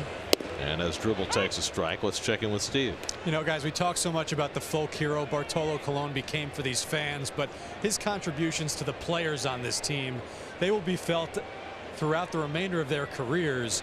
Certainly the Latin players, Jeurys Familia, Hansel Robles come to mind as guys he truly mentored, and specifically with Familia taught how to flush a blown save and really taught him how to go after hitters. But even a guy like Jacob deGrom, who was telling me earlier this week that just watching him as a young player, as Cabrera lines out to second, but just watching how Bartolo Colon would go about things in the clubhouse and on the mound, you never knew whether it was up 10-0 or down 10-0 in the game. And deGrom said, as a young pitcher, you look at him and you say, he's had a lot of success in this league. He had to do something right. And so when the frustrations would start to build, you knew that if you could look towards him and try and emulate him, that would be the better route to go. You know, Steve, put it in this perspective. He's thrown a 94-mile-an-hour fastball. We always see Syndergaard throw 100. In 2037, Noah Syndergaard would have to be able to throw 94 miles an hour. Maybe. I'm not counting him out. I'm thinking maybe he'll still be throwing 99. He might be. You're right. Bad choice by me. I got to find someone else. Because I'm thinking by next year he might be throwing 103 with regularity. Cespedes has been on base twice with a walk and a single. And Colon keeps it away from him, 1-1.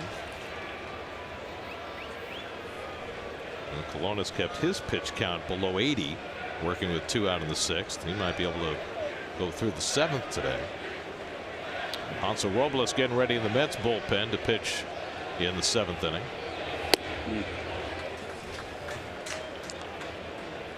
Bart's still throwing 92.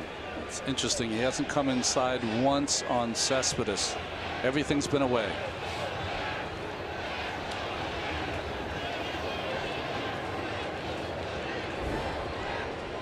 There he is. Now he's coming in. 1 pitch in all night. Well, he got away with it. He made a mistake, but Cespedes broke his bat and hit a soft liner to Phillips to end the inning. Mets go 1-2-3 against Colon in the bottom of the 6th. On to the 7th we go. 1-0 New York.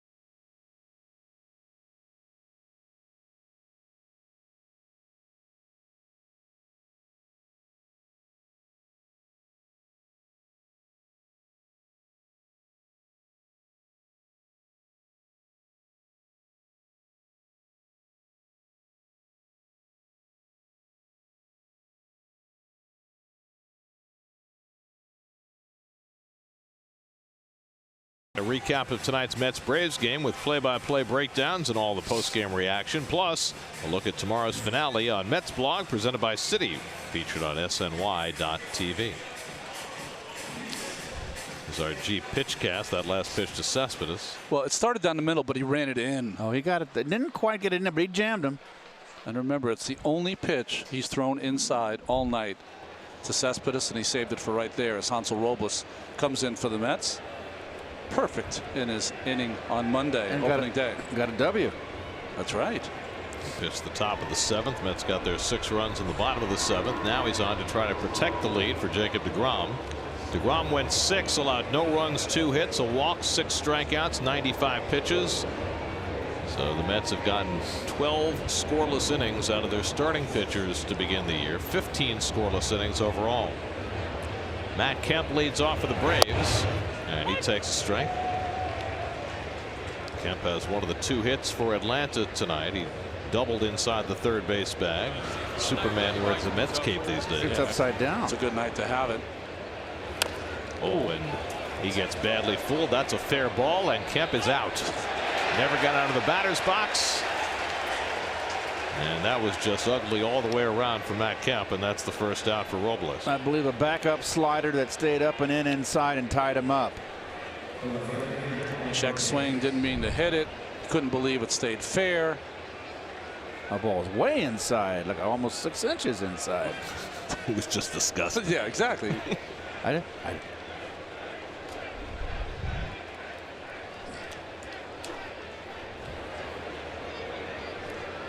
So 1 out. Here's Markakis, who twice got caught looking on backdoor sliders from deGrom.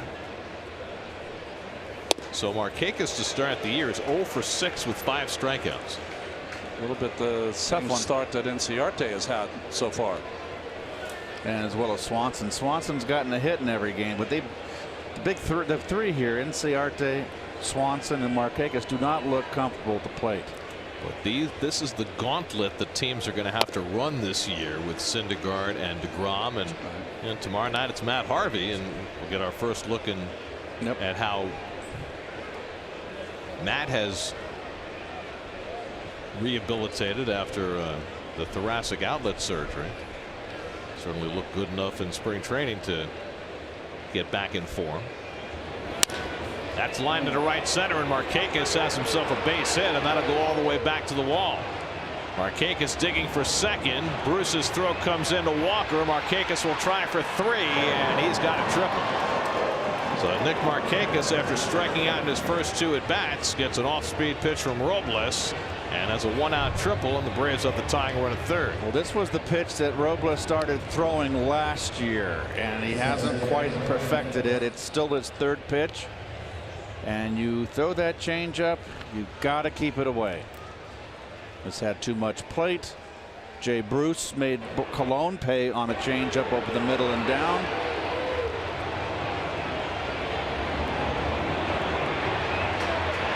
And he knows with 1 out, perfect time to try to push the envelope a little. Nets will bring the infield most of the way in with Brandon Phillips at the plate. Phillips is 0 for 2, robbed of a hit by Walker back in the 2nd. Tying run at 3rd and 1 out. And Phillips lays off the slider, ball 1. Well, 3 times on Monday the Braves got a runner to 3rd with less than 2 out and were unable to convert. They've got another such chance now. Well, Kemp was the culprit in the opening day game. He struck out twice with the runner on 3rd base. And then got doubled off 2nd base to end the game in another runner at 3rd situation.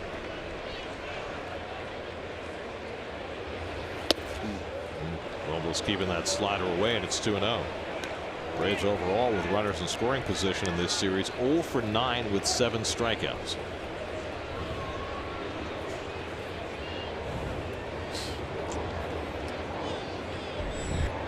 Adonis Garcia on deck.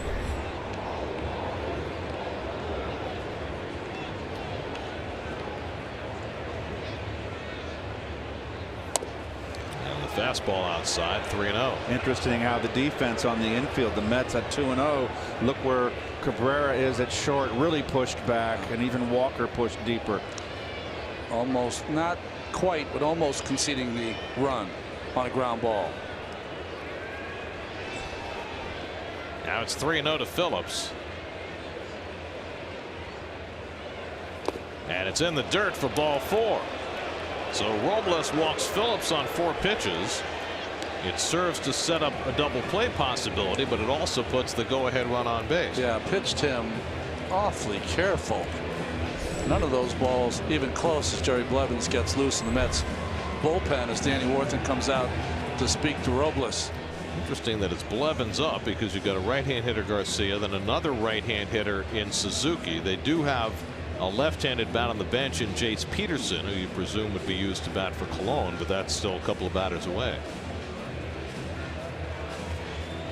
Do you think Robles was thinking, Ron, the veteran hitter in Phillips, and you've got the free swinging Garcia, who's more of a strikeout, maybe setting up 2, even though it's a righty-righty? Yeah, that's a dangerous proposition because all of a sudden you give up a double to this guy and you're on the back end losing by a run.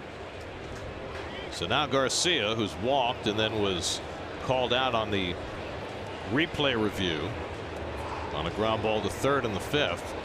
He's 0 for 3 in his career against Hansel Robles. Markakis the tying run at third. Phillips at first and 1 out. 1-0 Mets 7th inning. And Garcia takes one that spikes in. I mean, that's just a great athletic backhand by d'Arnaud. Nothing you can do there. He's sitting inside, and Robles threw it 58 feet. And that was a fastball. There's nothing the catcher can do there. You would think that your pitcher is going to throw it in the vicinity, not bounce a fastball. So Robles, after giving up the triple to Markakis, has thrown 5 straight out of the strike zone.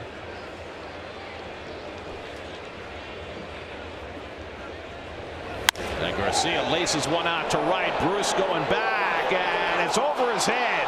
Markakis scores the tying run. Phillips got confused at second base, so he'll have to stop at third. An RBI double for Adonis Garcia ties up the game. It's 1-1. Phillips might have scored had he been able to read that ball well, but he stopped at second base. He kind of stutter stepped at second. Yes, it's almost like you'd want to check him, but Bad read, fastball out over the plate, belt high, gets by Bruce, and Phillips just had a terrible read. Watch him, folks, as he does the stutter step here. Okay, he changes his mind right here. he got the inside of the bag. I thought he stutter stepped more over the bag, but he didn't. So now the go-ahead run is at third. Second and third and 1 out. The infield comes in. Kurt Suzuki the batter. So Robles greeted rudely. The Mets have given up a run for the first time this season. And Suzuki has to jump back 1-0. Suzuki is grounded to short, fly to center 0 for 2. Markakis with a triple. Phillips a 4-pitch walk, and then the opposite field double by Garcia to get the first run in for Atlanta.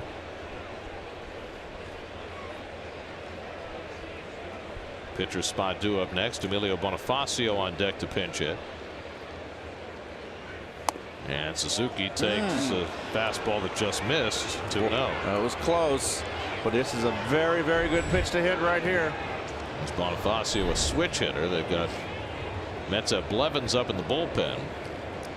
That's a very good move by Snitker, the new manager of the first full season manager for the Braves. Put that guy in the on-deck circle. Don't think that Bart's going to get up. I wonder if you get a hit here and drive in a couple of runs. Do you leave Colon in? I would. Hanging slider there, 2-0, missed by Suzuki. Oh boy. Robles fortunate to get that ball back. Oh, I'll say.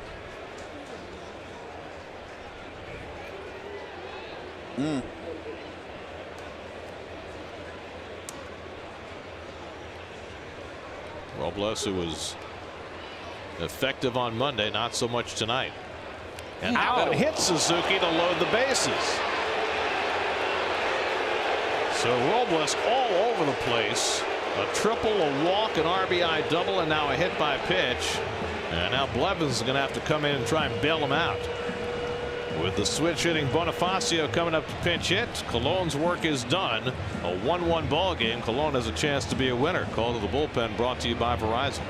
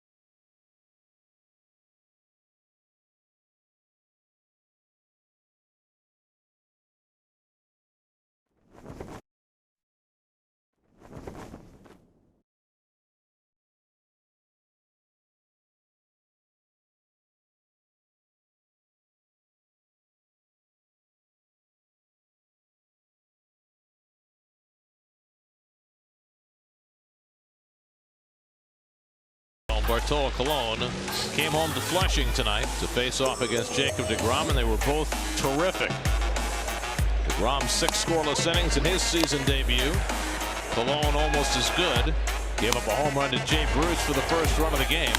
deGrom exited, and the Braves finally got on the board. An RBI double for Adonis Garcia, tying up the game, and now the Braves have a chance to give Colon a lead and an opportunity for his 234th career victory. Jerry Blevins will try to prevent that. Well, workhorse last season for the Mets. His numbers against right-handed hitters were very good for Jerry Blevins. They'll have to be good here. Robles with a tough night. Righties hit just 182 against Blevins last year. And he's got the switch hitting Bonifacio batting right-handed. Yeah, the bases loaded and 1 out. And Bonifacio, a much better left-hand hitter than right.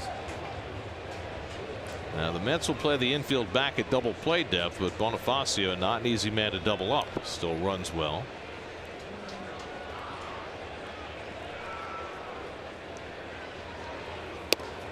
And the fastball on the corner, 0-1. And those are the splits last year. And I think you can attribute a lot of that, Ronnie, to him throwing his fastball more. Fastball more. He developed a little bit of a changeup that he threw occasionally also. Phillips at third, Garcia at second, Suzuki at first with 1 out. A run home for the Braves here in the 7th. That just missed at the knees. 1-1.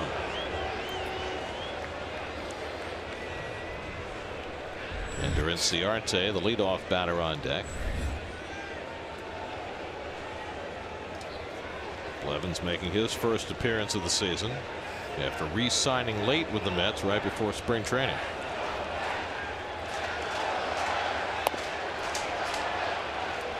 Now it's 2-1. It's interesting when you watch d'Arnaud giving the signs with the runner on second. Now the bases are loaded. He goes through a lot of different machinations before he gives the sign.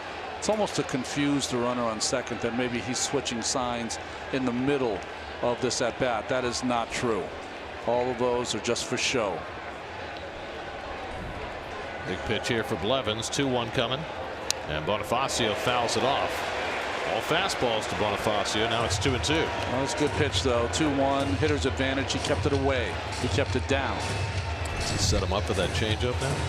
Changeup or the big backdoor curveball also. He hasn't thrown that hammer yet. You're right, Ron. Josh Smoker, the left-hander. Rafael Montero, the right-hander, up in the Mets bullpen.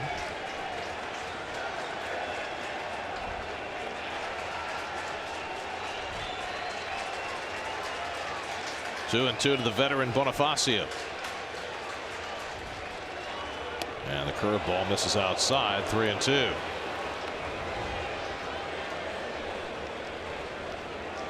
Comes a time in certain games that it doesn't matter what pitch you throw, you have to just challenge the hitter, and that's one of these moments right here. 3-2, 1 out. Got to challenge him. Remember '84 with Don Zimmer and the Cubs? He'd run the runners. That's all year long. He did that. And it worked for him. That's the crazy. Until they got in the postseason.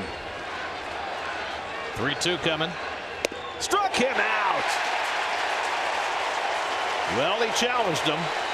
And Bonifacio couldn't catch up with the fastball, and that's the second out. Fantastic job by Jerry Blevins there. Challenged him.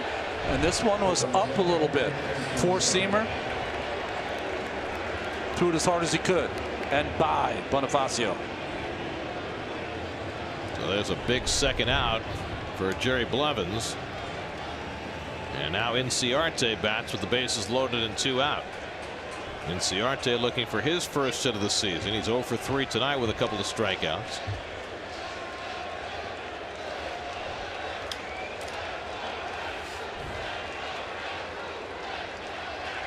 And Blevins starts him off with a fastball for a strike.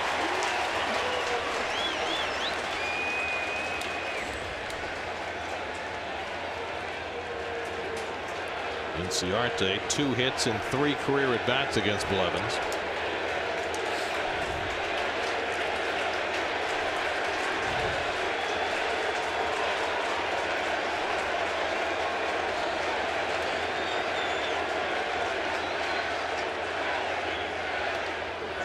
Lays off the curveball, 1-1. kept moving away from d'Arnaud, and he eventually was able to smother it. Well, it was one of those tweeners. He wasn't sure if it was going to bounce or if he was going to be able to catch it in the air. So kind of scrambling for that one was Travis. Unfortunately, that curveball's slow enough that it might stop before it gets too far away from him. 33-year-old Jerry Blevins in a big spot in his first outing of the season. Tie game, 7th inning. Inciarte pulls one down to first. Duda's got the hop, and that retires the side. Strong work by Jerry Blevins. After Robles put him in a mess, Blevins found his way out, and the Braves get just the 1 run. Tie game at the 7th inning stretch.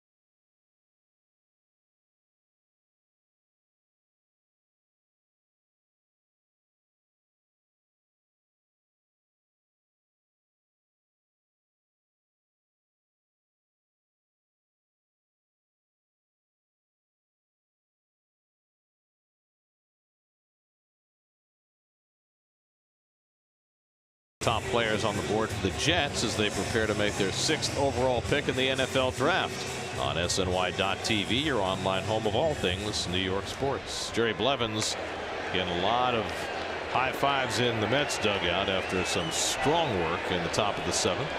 Blevins, avid reader. Next up, autobiography of Harry Houdini. As Ian Kroll comes in, the Braves bullpen on 7th inning on opening day. 4 pitchers, 3 hits, 6 runs, 6 earned runs, 5 walks on 49 pitches in that 7th. Granderson takes up an end 2-0. Kroll was the initial reliever of that inning. Gave up 2 hits and a walk. Got 3 earned runs charged to him and the Larry. That would be the loss. 3-0 to Granderson. You might have some new viewers. By the way, Blevins' heroics mean that Bartolo Colon cannot win this game. He cannot lose it either. Colon was terrific for 6 innings, a run on 2 hits, a walk, 6 strikeouts. The Bruce home run, the only blemish. Here's a strike to Granderson, 3-1. Interesting how the defense gets it's a left-hander, a little bit different defense. They're playing Curtis to pull, but not the complete shift over there. And Curtis gets under one to center field. And Inciarte is there to grab it. 1 out. SNY Super Slow Motion is brought to you by your Mercedes-Benz Tri-State dealers. Mercedes-Benz, the best or nothing. And that's the margin by which Jay Bruce was able to get the ball to the ballpark off the top padding and beyond. That's box score presented by Spectrum. The only other hit belongs to Cespedes. So the Mets, who were shut out for the first 6 innings on opening day before exploding in the 7th, 1 run through the first 6 innings today. Neil Walker bats with 1 out and takes a strike from Kroll.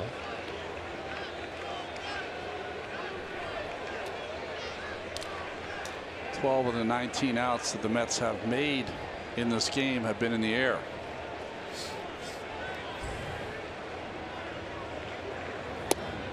Final game of the series tomorrow. Matt Harvey makes his first start since early last season, coming back from the thoracic outlet surgery. And Jaime Garcia, who had the same surgery a few years ago, the left-hander, former Cardinal, will go for the Braves.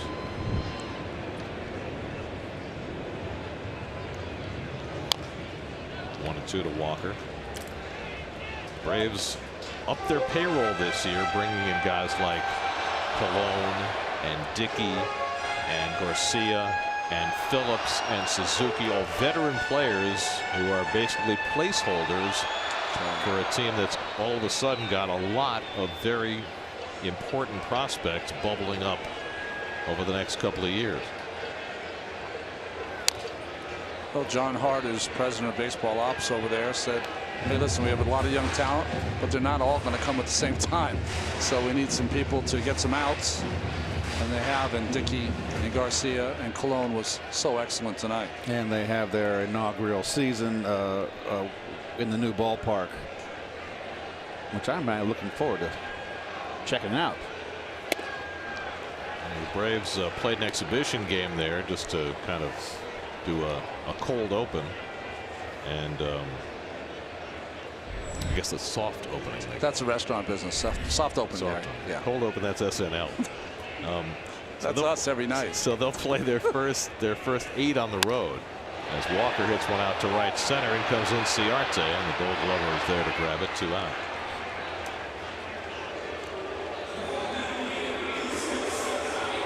So 2 out and nobody on. Now Jay Bruce, who gave the Mets their only run with a stinging home run to lead off in the 5th.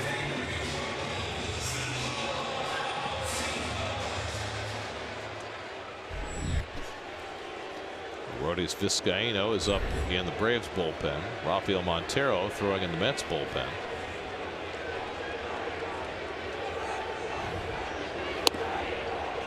You got Freeman due up second in the 8th inning, so you would think you'd want to keep Blevins in the game to start the inning.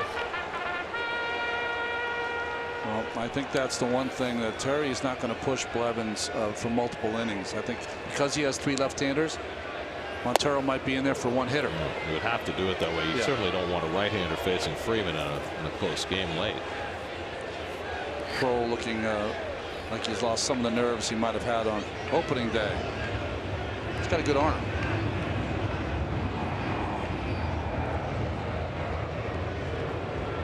To Bruce. That's on the corner. Strike 3 called. So a much better outing for Ian Kroll as he sets the Mets down 1-2-3 in the bottom of the 7th.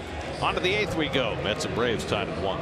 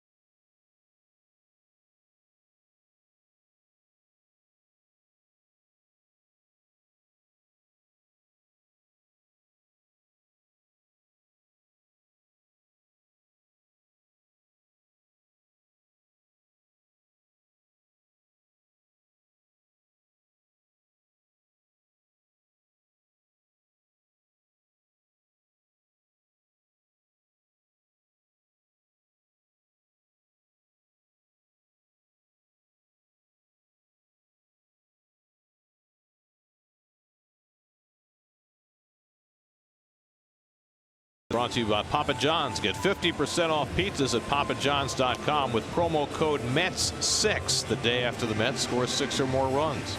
By the State Farm agent of the game, John Garfinkel of Brooklyn. Contact John at johngarfinkel.com. And by Audi. Visit a Tri-State Audi dealer today and get behind the wheel of the Audi model you've always wanted. Wow. Beautiful shot. Coming up next, Looking Billions. uptown. Go to the 8th inning. Mets and Braves tied at 1. And Fernando Salas will take over the pitching. They looked awfully sharp on opening day.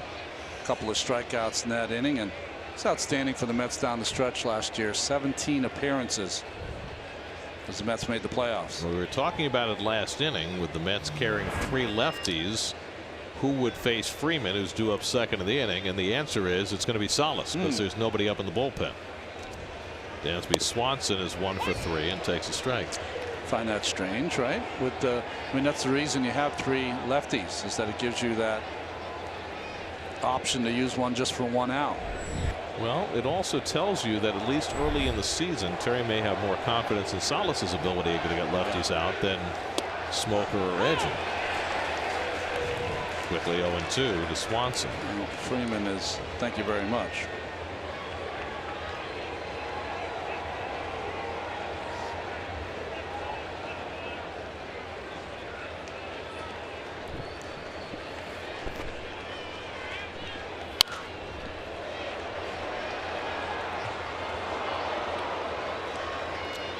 Last year, lefties hit .237 against Salas, righties .227, so his splits are pretty even.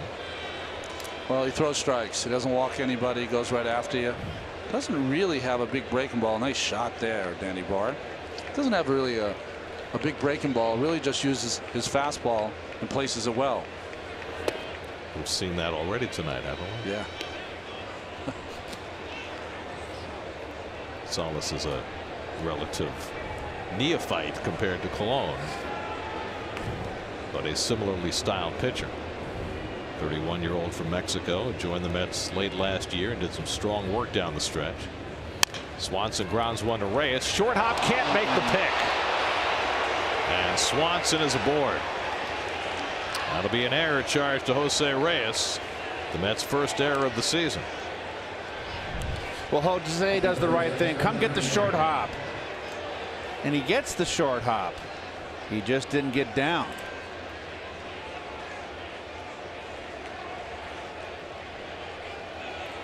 Like he didn't have the glove fully open. Yep, sure did. So that gets Freeman to the plate with the go-ahead run at first base. Not the scenario the Mets wanted. Freeman's been up 3 times. Each time is grounded out to Neil Walker, but Walker, who was playing in the outfield for those at bats, now has to come in at double play depth. And ball 1 from Salas. I've always thought that, I mean, there's so many things that present problems for you when you're facing Freeman, but you know, it's his power coast to coast. He can flip you over that left field wall also, so you can't just primarily pitch him away. I think Freddie right now is looking between that hole between first Duda and Walker to set up a first and third. Salas comes upstairs 1-1. Well, here it is right here, and you can't really tell. He could be glancing down, but he definitely lifted his head too quick. But he did the right thing trying to come in and get the short hop.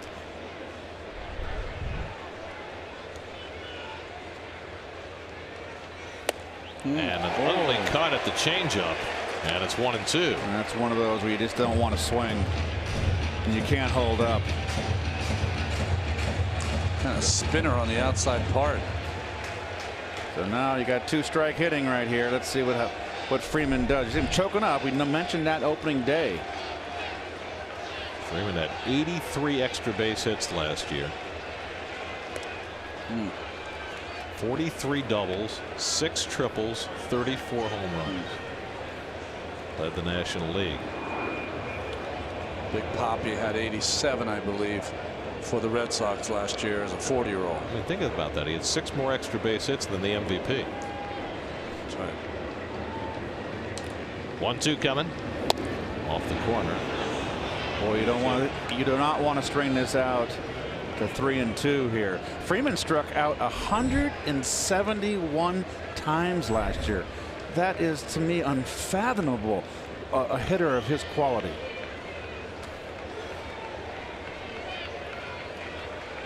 Swanson at first and nobody out. 2-2 to Freeman. And he grounds a double play ball right to Walker. Cabrera with the turn. Double play, 2-man down.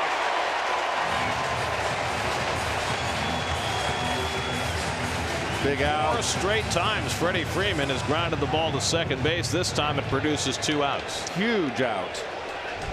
Took a little something off, got him out in front, got him to roll it over, Ron. You know, you don't see that very often, but Salas made Freeman look bad that entire at bat. He's got that little changeup, and he doesn't take very much off, but just enough. It's like a little spinner, almost like a palm ball. Almost like a backdoor slider. I can't. Freddie's going to have a tough night's sleep tonight. Here's Matt Kemp. A double in 3 trips, and there's that off-speed pitch again. Kind of turns it over. That one's more like a screwball.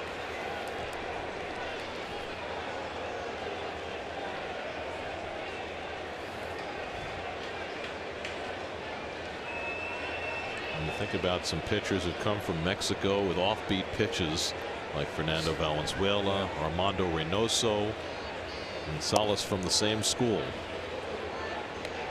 Well, the reputation of the Mexican League was always that it was a breaking ball league, off speed. Well, they didn't have huge athletes, so not a lot of guys threw the ball hard. So you had to have 4 or 5 different pitches. 2-1 to Kemp. Well, Salas has had some big league success with the Cardinals, Angels. 17 games last year with the Mets, and he did a terrific job of shoring up that bullpen late in the year.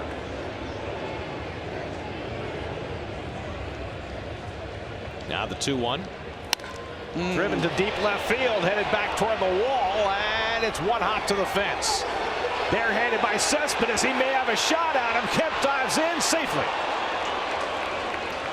Matt Kemp with his second double of the game, and he really had to turn on the jets after Cespedes barehanded that ball coming off the wall. Well, he had to turn on the jets because he was kind of Cadillacing around first base. And Cespedes, we know, the strong arm. Look at the bare hand. They don't give the gold away for nothing, and part of the gold is your arm too. Is it me or Cespedes throw a strike each and every time he throws the ball? Overhand or underhand. He's extremely accurate. Here's Kemp here. There's too much time looking before he turns it on.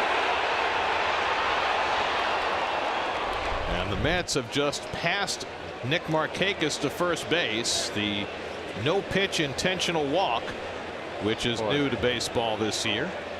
First time we've seen it in person. It doesn't make that much of an impact. I want to see what each manager's sign is. I didn't get to see Terry's sign there. It's almost like adds to the no attention span of today's world. So we'll just go. Don't understand it, but that's new rule this year. We're on top of that one, Gary. Yep. So 2 out and 2 on, and now Brandon Phillips 0 for 2 and a walk. Tie game, 8th inning. Salas looked like he had sidestepped trouble with the double play, but the double by Kemp changes the equation. And now Phillips takes a strike at a fastball.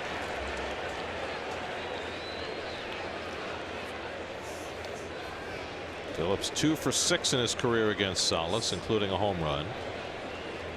Mentioned earlier that Phillips has had a hit every game he's ever played in Flushing, 34 straight games. Not so far tonight. It's off the plate. 1-1.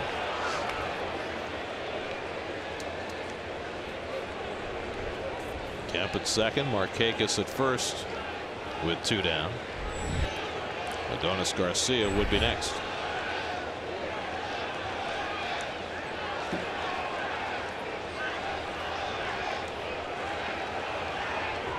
1-1 from Salas. There's a strike. 1-2. 92-mile-an-hour fastball. Ball straight, but he's true when he can paint. I don't know what Phillips is arguing about.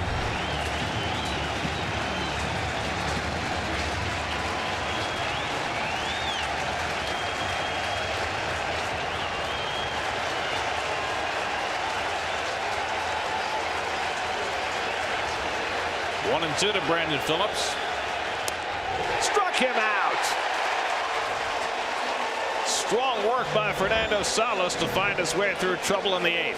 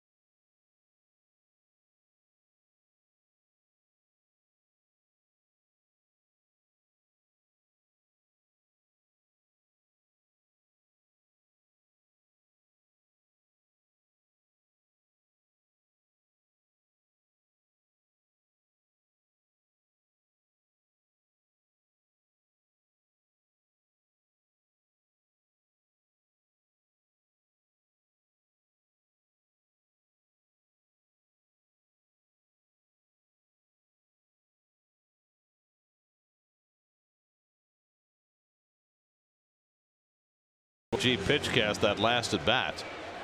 I mean, Salas just stayed away, tried to paint with every pitch, painted with the first two, and then set up because he could paint. He moved that ball about 4 inches off the plate, and Phillips swung. Hard throwing Arodys Vizcaino comes in to pitch the bottom of the 8th for Atlanta.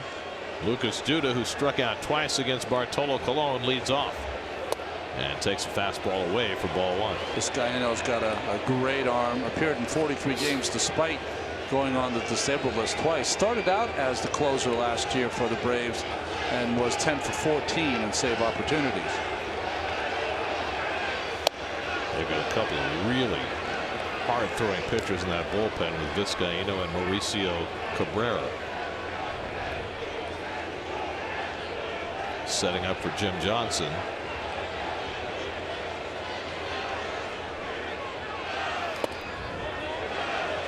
Fastballs to Duda, 2-1.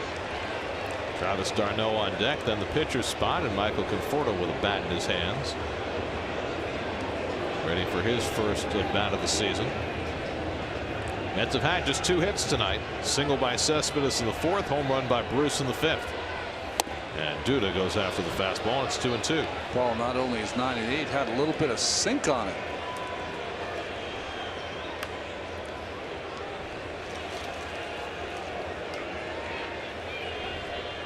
26-year-old Arodys Vizcaino goes away 99 miles an hour, 3-2. Vizcaino, originally signed by the Yankees, made his debut with the Braves as a 20-year-old in 2011. Then went to the Cubs organization before resurfacing with the Braves 2 years ago. 3-2 to Duda. Ground ball back to the pitcher. And Vizcaino makes the toss, 1 out. 10 straight Mets have been retired since the Bruce home run. Time to answer our Verizon trivia question. Bartolo Colon, the oldest pitcher to start for the Braves since not Phil Niekro. Dennis Martinez more recently. 44 years old.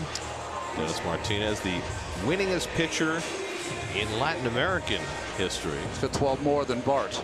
245. Bart trying to catch him. Also trying to catch Juan Marichal at 243, who has the most wins of any Dominican-born pitcher. Marcel Presidente, Dennis Martinez from Nicaragua. Here's Travis d'Arnaud, and he takes a breaking ball for a strike. Niekro was also 44 when he last pitched for the Braves, but that was back in 1983.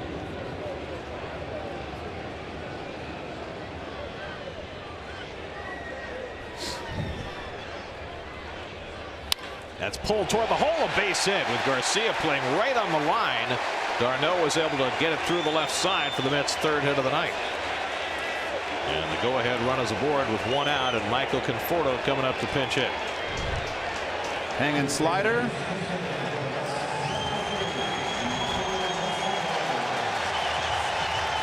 Looked like because of the breaking ball, Garcia took an extra step toward the line as the pitch was being thrown. But you don't have to take an extra step towards the line when you're guarding the line. So here's Conforto, who had a great spring. Probably would have begun the year in the minor leagues had it not been for the injury to Juan Lagares, who may be back as soon as next week. And now Michael gets his first at bat of the season. And he takes a fastball for a strike.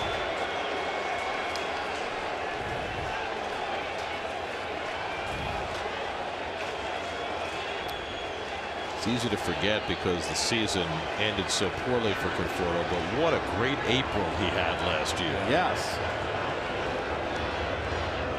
Enough so that Terry Collins eventually, by the end of the month, had made him his number 3 hitter.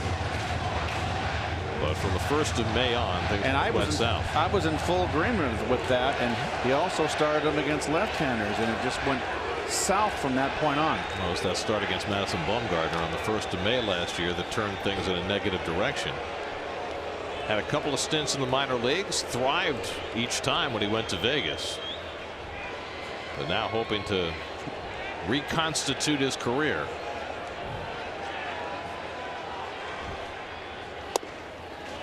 Takes off the plate 2-1.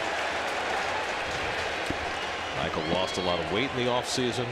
Worked very hard on his hitting, particularly his pitch selection, and it seemed to pay off in March. Well, the question is, what does the season hold for him?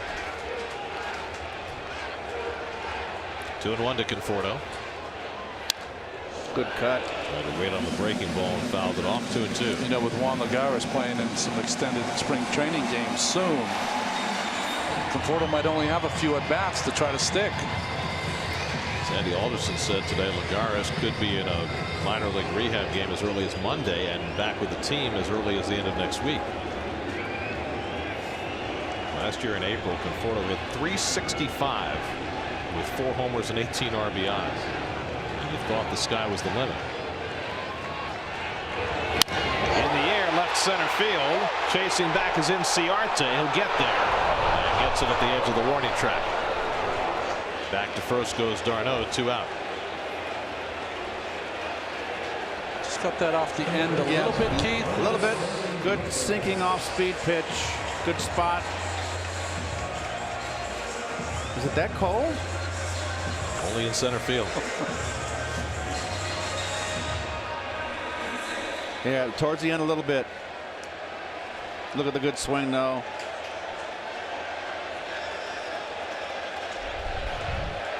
So now 2 out. d'Arnaud still at first, and here's Jose Reyes, who's 0 for 3 tonight. And he taps one right in front of the plate. Easy for Suzuki. Side retired.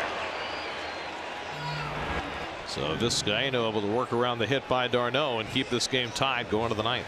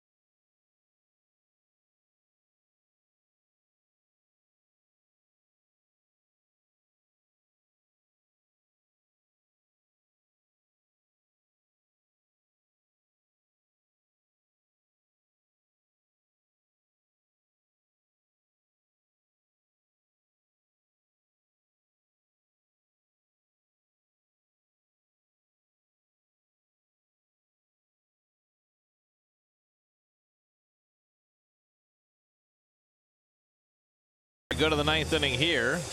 Mets and Braves locked in a 1-1 duel as we go to the 9th. And Addison Reed will get his first appearance of the season, trying to keep this game tied. Well, when you're the closer, you pitch the 9th inning with a game tied, and Addison Reed is the closer for now. Only if you're at home. Sorry. No. Britton pitched the other day. Did you see that? Britton against the Blue Jays pitched in a tie game. I mean, I know it was at home, but still. So you're saying that Buck was chasing? Let's see him do that on the road. Yeah, right. Here's Adonis Garcia, who drove in the only Atlanta run tonight with a long double to right field in the 7th. And the Braves probably should have taken the lead on that play, but for some poor base running by Brandon Phillips, who wound up getting stranded at third as Jerry Blevins came in to keep the game tied.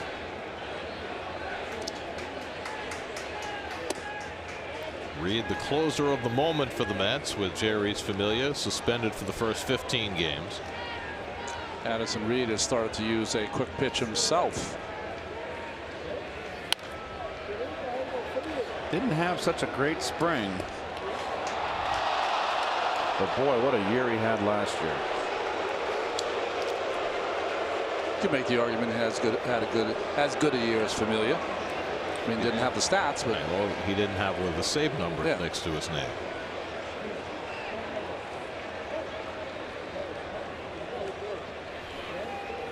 But in terms of who controlled hitters better over the course of the season, I think you can make the argument that Reed had a better year. Yeah. Jose Ramirez and Jim Johnson up in the bullpen. Ramirez probably if the game was tied. Johnson if the Braves take the lead. Garcia is a kind of a wild card as a hitter. Yep. He's not a bad ball hitter. Free swinger. Yeah. Rounds one to the left side. Reyes handles this one cleanly and throws him out, one away. So one out and nobody on in the top of the 9th. Well, our Toyota tweets of the game, we asked you what your favorite Bartolo Colon Mets memory is, and you shared a lot of nice ones. The behind the back play at first, a classic. Yep. The home run in San Diego. Ronnie's still laughing. I like this one. The idea that the old player can inspire the young man. That's great. At Terrible Beans. There's Kurt Suzuki, who was hit by a pitch his last time up 0 for 2, and he pulls one just foul. Pitcher spot due up next. Tyler Flowers has come out on deck to pinch hit.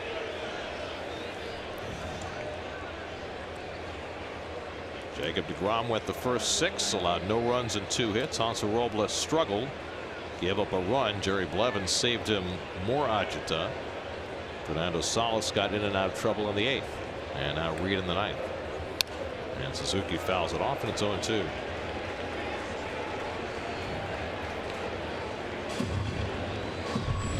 Well, the Mets have got a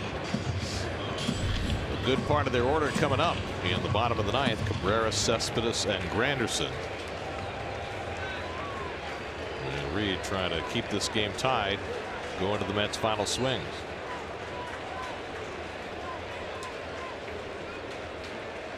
Oh, 0-2, and Suzuki takes a slider in the dirt. 1-2.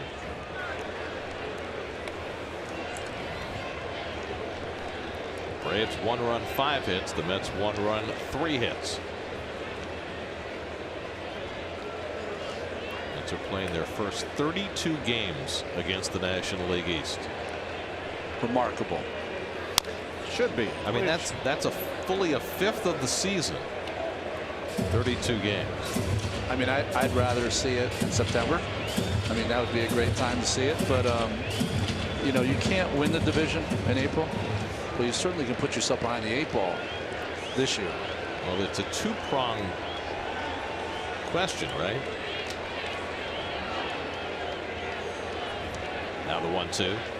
And that's ripped. And a nice stop by Cabrera. And he throws him out. Cabrera with the sliding short hop play to get Suzuki 2 men down.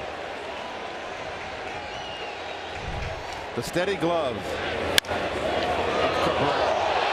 He is a solid player. Very nice. You see that right hand before he's going to get ready to get in the ready position? It's like he was shaking dice. So 2 out and nobody on. Now Tyler Flowers, who caught the opening day game, went 1 for 3 at the plate.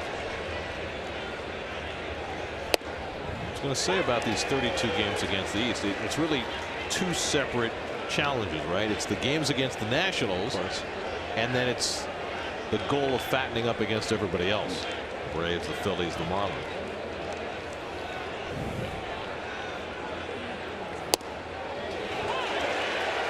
All those 3 teams have improved in certain ways. Certainly the Mets and Nationals going into the season, you would expect to be the class of the division, as they were last year. Reed ahead on Flowers, 0-2. And stays alive.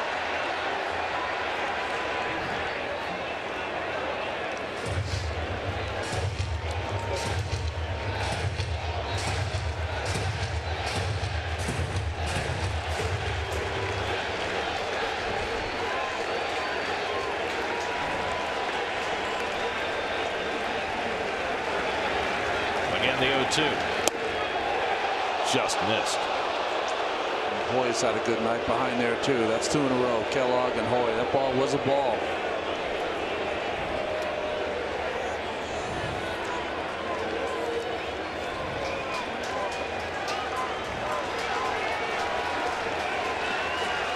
One, 2. Broken bat liner. Foul.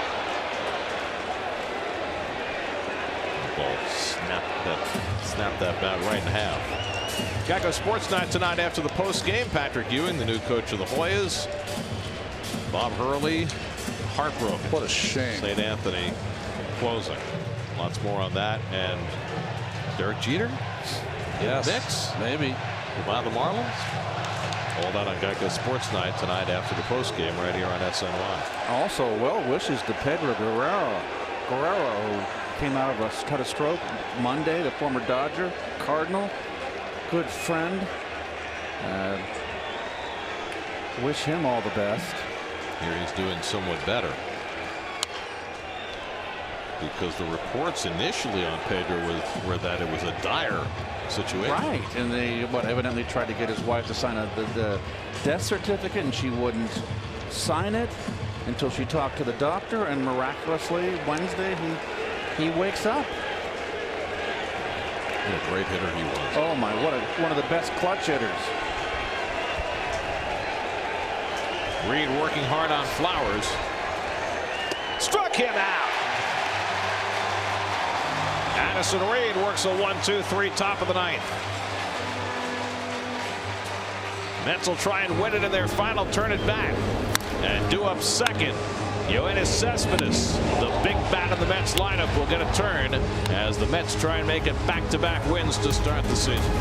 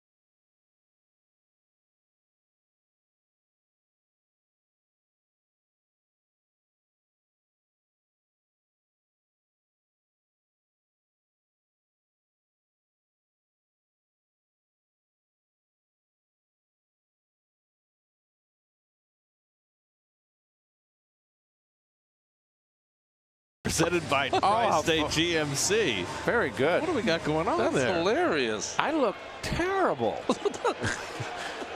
You look a little jolly, I will say that. That's pretty sweet. And that actually, the schedule reflects who's broadcasting each game. I like that. You and Steve got your hands in your pocket. Well, That's what you noticed. it's not in your pocket. Jose Ramirez was good on opening day for the Braves. You know, he really stopped that terrible time the bullpen was having for the Braves. He came in and pitched well, getting 4 outs. Asdrubal Cabrera, who had 2 hits on opening day, or 3 hits opening day, 0 for 3 tonight, lined out his last time up. Cespedes on deck, then Granderson as the Mets try and win it in the bottom of the ninth. Ramirez kind of slings it up there from the side. Good fastball and slider. Cabrera got something in his eye and got time. That was one of my tricks. Yes, it was. We used to try to predict it on the bench. I bet you Keith's going to find something in his eye here. Oh, just anything to break that rhythm up.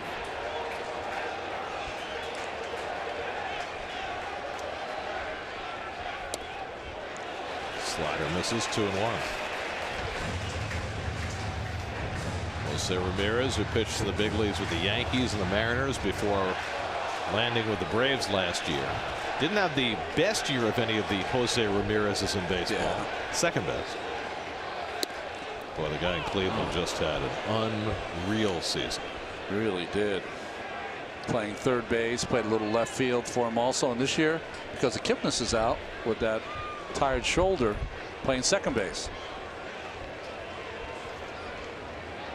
Addison Reed got the job done in the top of the ninth. Mets trying to get him a win in the bottom of the ninth. And it's outside to Cabrera, 3-2.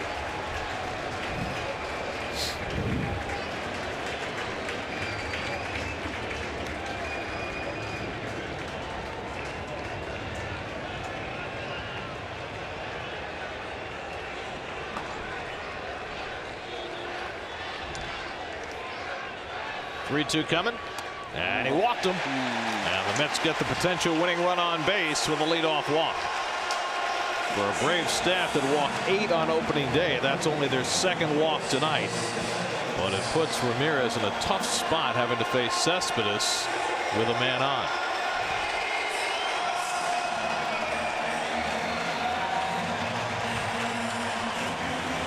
Cespedes tonight 1 for 2 and a walk. Got the Mets' first hit against Cologne. A hard single to left center in the 4th. Cologne gave up only 2 hits over 6 innings and no decision for him.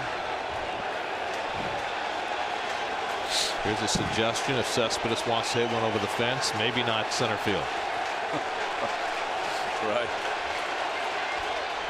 Of course, it was last September that Cespedes hit one over the wall in right center that looked like a game-winning home run, only to have Ender Inciarte bring it back for the final out of the game.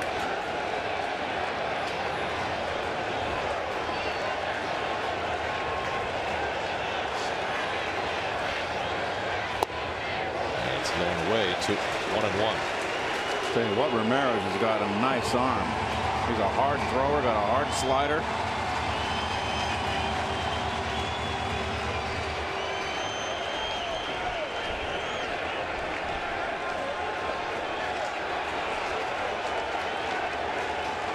Cabrera at first and nobody out. And Cespedes is under the pitcher's glove, but right to Phillips, who has the easy double play.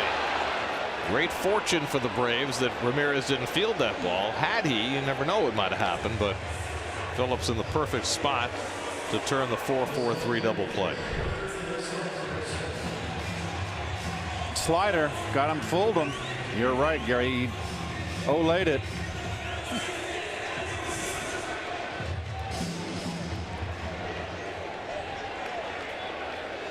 Right off the end of the bat, kind of fooled Ramirez. He was in a good spot to make the play. Didn't get his glove down enough. So it's left to Curtis Granderson with 2 out and nobody on. Curtis is 0 for 3 tonight. Takes the off-speed pitch up and away.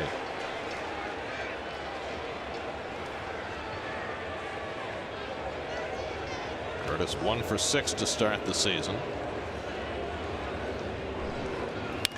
And he hits one in the air to left field. Kemp going back, has plenty of room. And we're going to extra innings. Curtis Granderson flies out. Ramirez works a hitless bottom of the 9th. Mets have had just 3 hits tonight, and we go to the 10th, tied at 1.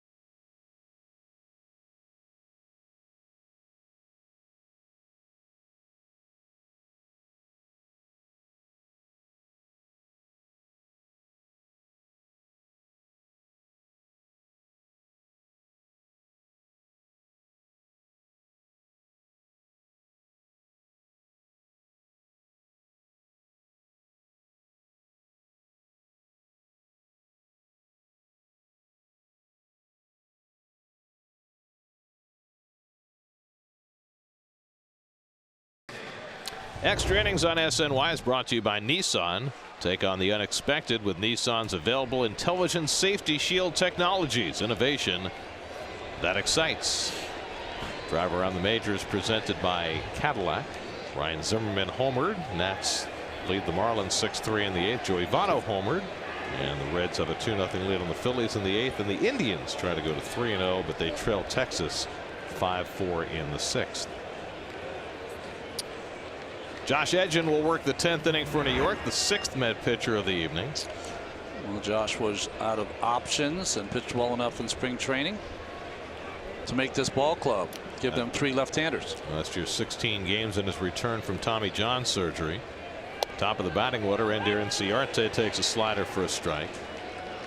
There have been flashes for Josh Edgin over the course of his big league career. But this is an interesting proving ground for him early this season to try and show the Mets that he belongs.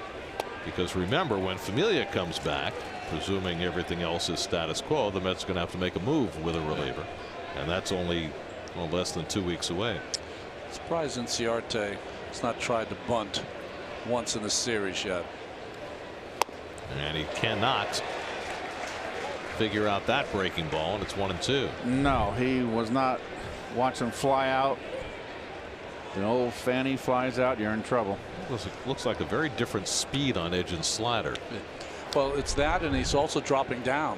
He's throwing more 3/4 than we've seen him before. 1-2 to Inciarte, and he rolls over that breaking ball. Easy play for Duda, 1 out. So Inciarte now 0 for 9 to start the year.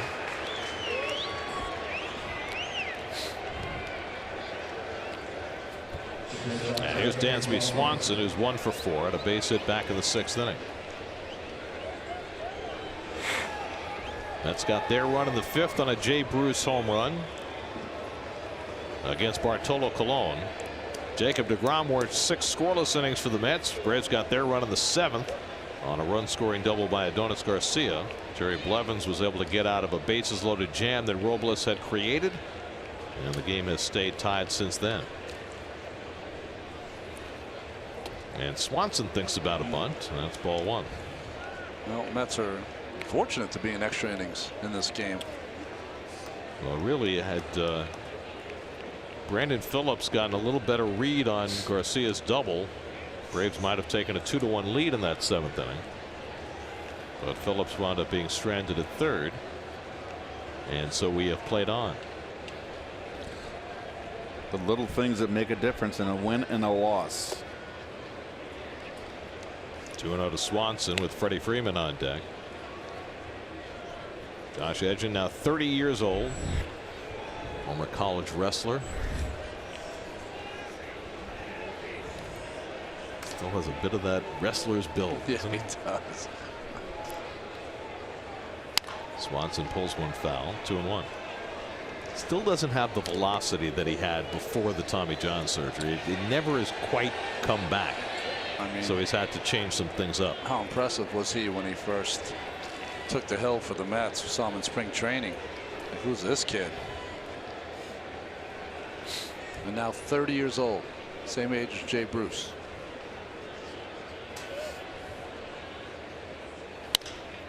In the air to right field, chasing Bruce back. One 30-year-old helps the other, and there are 2 out.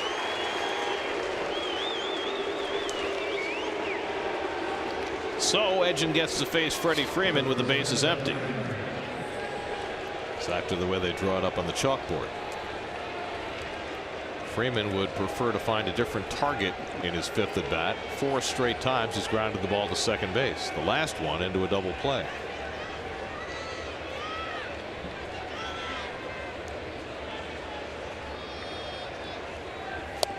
Andy Van Slyke once referred to it as the summer of 4 to 3. That was one of the great lines. Andy always had some good lines.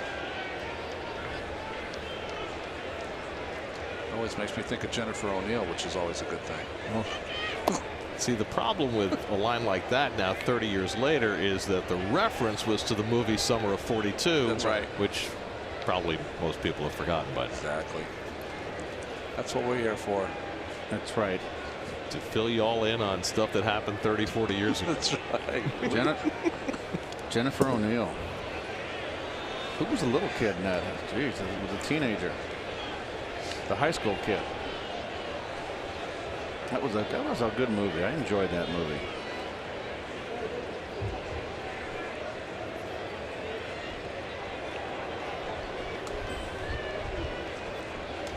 Two out and nobody on. 2-1 to Freeman. And Freddie fouls off the breaking ball, and it's 2-2. That's the best swing he had all night. You got a hanger right there.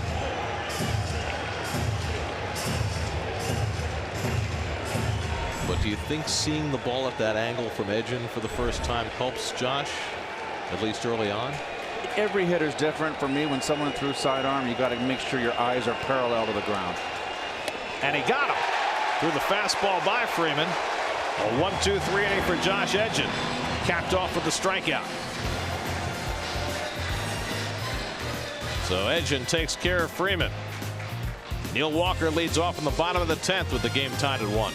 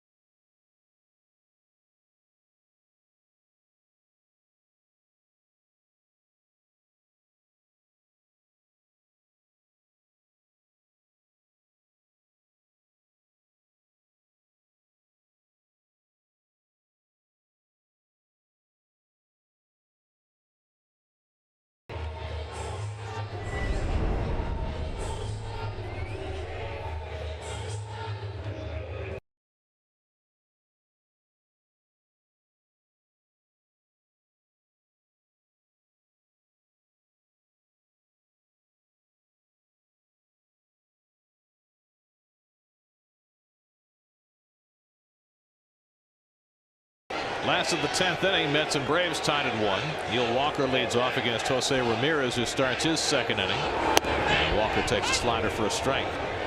Neil has flied out all 3 at bats, to left, to right, and to center.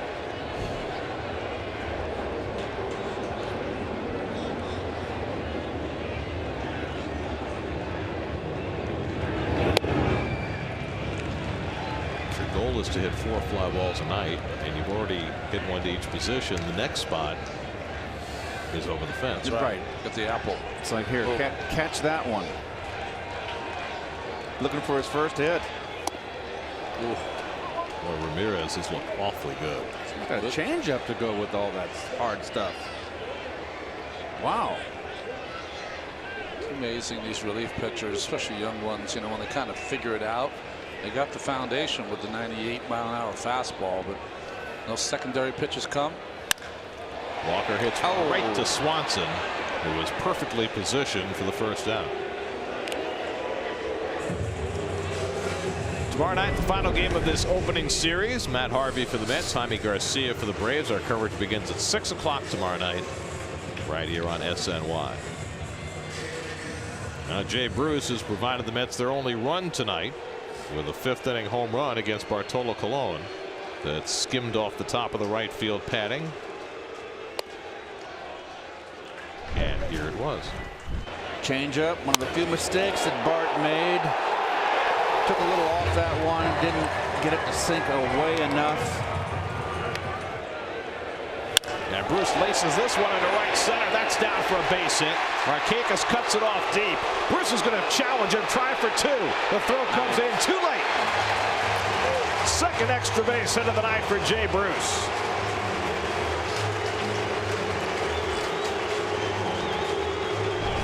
Good hustle, ripped. This is a frozen rope into that gap. You know, I always wondered about this, Keith. You play that no doubles defense by playing so deep, and you give up a double anyway. Yeah. Nothing over playing so deep. Nothing over your house. You noticed Markakis looked. Yeah, what was he looking for? What was he looking? You get the ball and throw it in. And that may have been the difference. Great hustle by Bruce. The Braves have waved Lucas Duda down to first base with the no-pitch intentional walk. So the Mets have 2 men on, and Travis d'Arnaud coming up.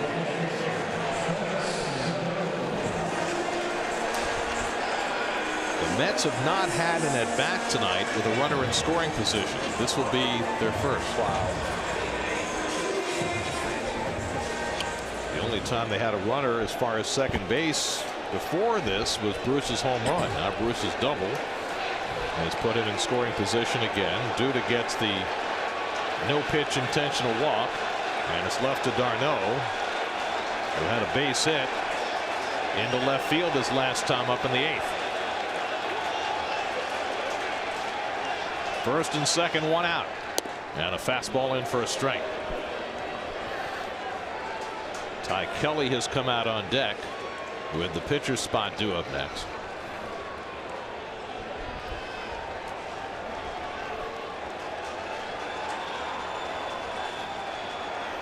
Bruce carrying the potential winning run at second.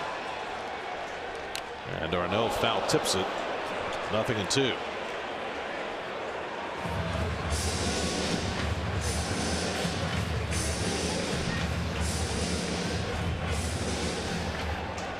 Can't have that big swing. They tried to get d'Arnaud to correct. All that's needed is a base hit here. Compact swing, line drive. And he takes the fastball right down the middle. Strike 3 called. And that's the second out.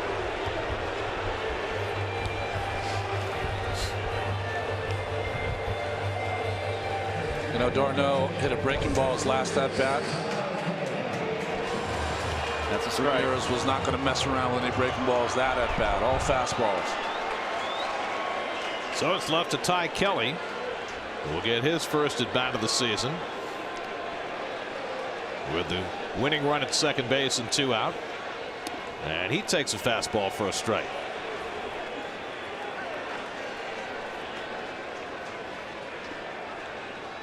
Ty won the last spot on the bench for the Mets. Switch hitter, who hit .241 last year as a Met.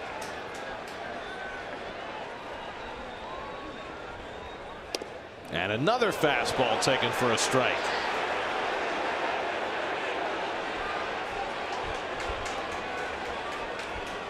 You're pinch hitting, you got to swing it, man. So Kelly is quickly in a 2-strike hole. Batting with 2 out and 2 on in the bottom of the 10th.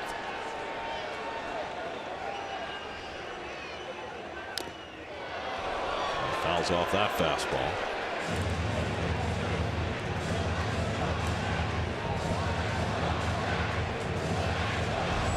Rafael Montero will pitch the 11th if we get that far. Suzuki almost catches this, just bangs off the outside of his glove.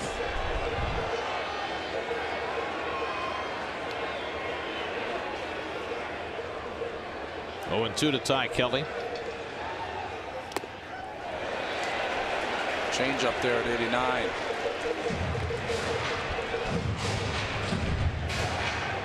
Suzuki keeps it in front of him. Oh, he's a good catcher.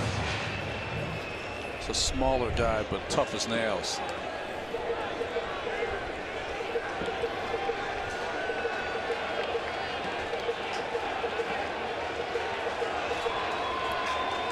One-two coming, and he gets him on the half swing, inning over. So after the Mets get a double from Bruce, Ramirez responds with back-to-back strikeouts of d'Arnaud and Kelly to send this game off to the 11th.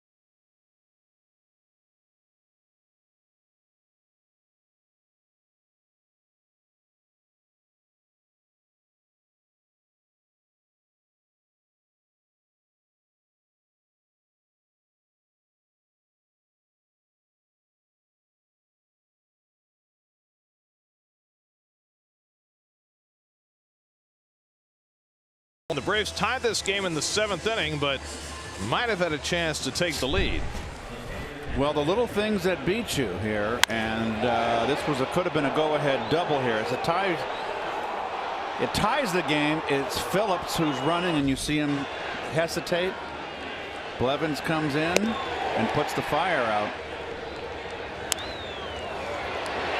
They had their opportunity right there. So Blevins able to slam the door, and now the Mets will go to their 7th pitcher of the night as Rafael Montero comes in. Not a good season last year, obviously, but he had a great spring, and that's why he made the ball club. The thing that always attracted the Mets about Rafael Montero when he was coming up through the minors was his aggressiveness in the strike zone.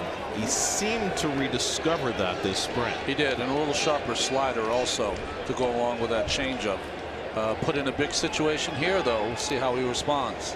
Kemp leading off. He already has a pair of doubles tonight. And a check swing. 2-0. Addison Reed worked a 1-2-3 ninth. Josh Edgen a 1-2-3 10th to set the stage for Montero, whose pedigree is as a starter, but now trying to solidify a spot in the bullpen. That's on the corner, 2-1. When the Mets made their final roster moves, it came down to Montero or Seth Lugo for the last spot in the bullpen. Turned out Montero wanted by default, but Lugo's elbow became a concern, and we now know that Lugo has a partial tear of his ulnar collateral ligament and will miss significant time. Lugo had PRP injections and will rest for at least 2 weeks. So you have to figure it's going to be at least sometime in May before you can even consider the possibility of seeing Lugo again. So all that depth that you had in the middle of spring training is wasted away a bit with Matz and Lugo. Montero behind 3-1 on Kemp, and he goes right after him, 3-2. You know, the same could be said for the Mets outfield. They had a lot of depth in the outfield. They lost Nimmo, Lagares, and then Lagares. Nimmo has the hamstring. Lagares has had the oblique. Lagares appears much closer to a return right now. 3-2 coming to Kemp, and he lifts one foul. 95 from Montero on the outside.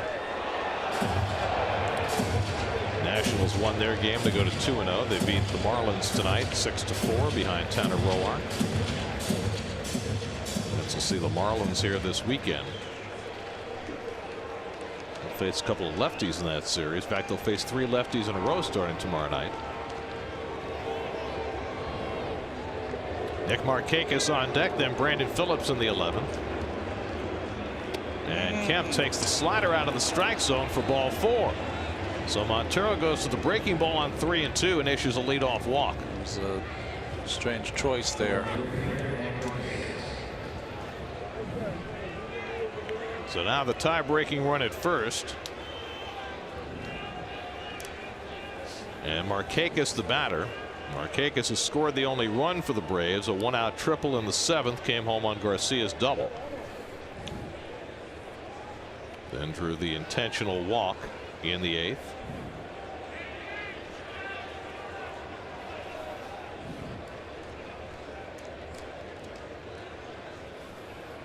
Kemp at first is not the running threat that he once was. Years have taken their toll. He had just 1 stolen base all of last year. He's a 30-30 guy, right? 2011. In his near MVP season. Markakis slices one to left, and overcomes Cespedes. 1 out.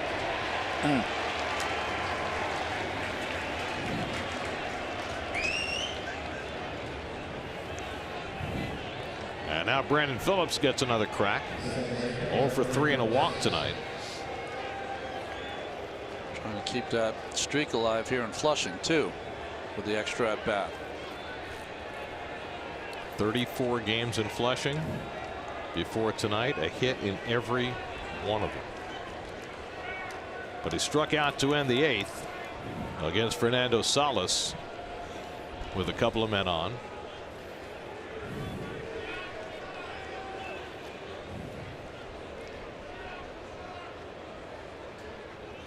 And he loops one into shallow center, and that's going to drop in for a base hit. Kemp will go first to third, and Brandon Phillips has his hit. 35 straight games in Flushing with at least 1 hit, and that's a big one. And the Braves have first and third and 1 out. Boy, I almost knew that was going to happen with the extra at bat. Pretty good slider from Montero, just a dorker off the end of the bat. Off the end of the bat, sometimes it's better to be lucky than good. And this not only gets you a base hit, it also sets up first and third. And Kemp knew right away this was a bloop.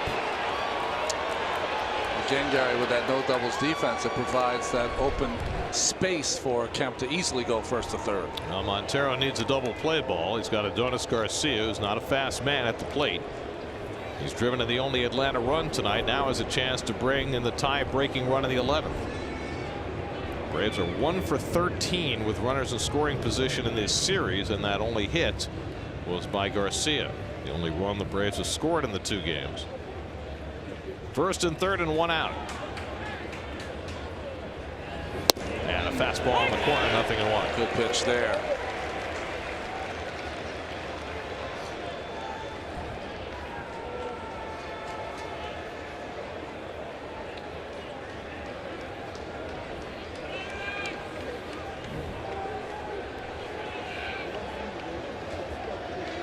Unlike almost every other team in baseball, the Mets' best outfield arm is in left field. That's right. Yep.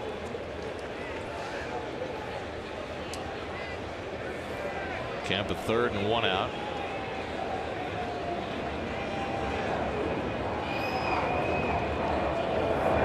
And Garcia fouls back the fastball, and now Montero ahead 0-2. Right after him, getting ahead.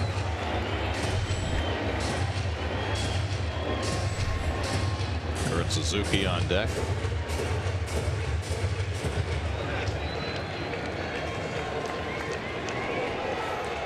Camp at 3rd, Phillips at 1st and 1 out. Tie game, 11th inning.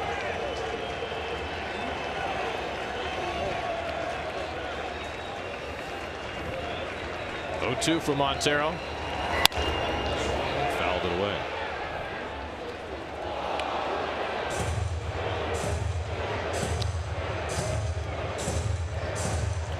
You know, that pitch was, what, 4 inches outside. Garcia still made contact. You'd love your pitcher to fire one inside on an 0-2 count. Back him up off the plate a little bit, then he can go back outside. If you live out there, sometimes you die out there. But they chose the slider. Again, outside. And he lays off. D'Arnaud does a good job keeping it in front of him. 1-2.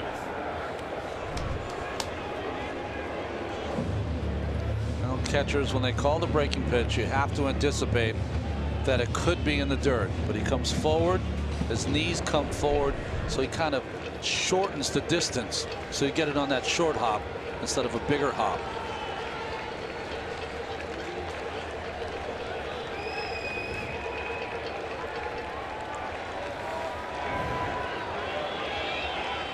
One and 2 to Garcia. Double play ball. Walker with the flip. Cabrera with the turn. Double play. Side retired.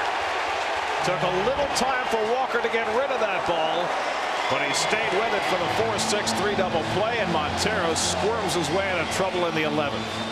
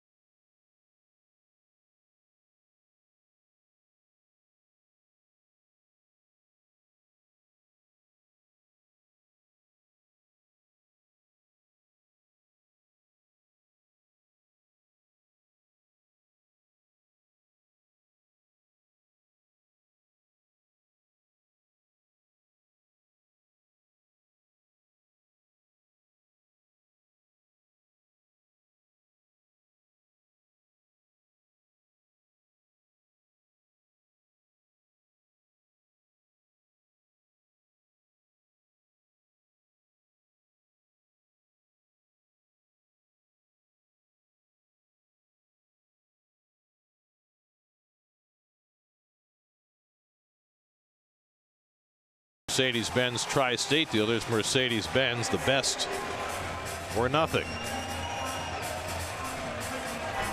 Now, Rafael Montero with some strong work to get himself out of trouble.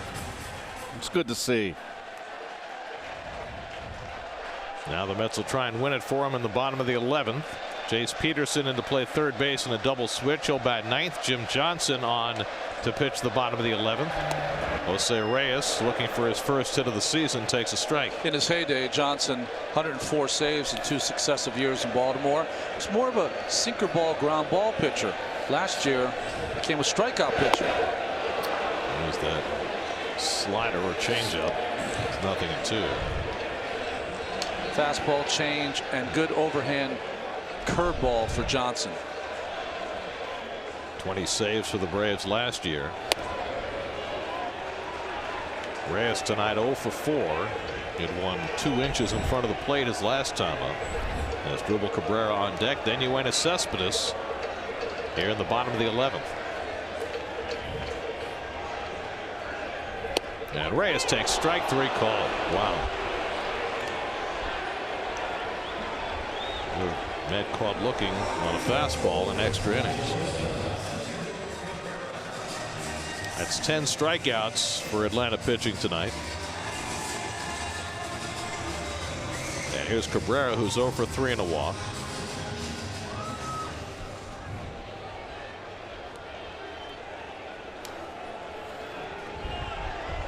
Jim Johnson, who twice saved 50 or more for the Orioles.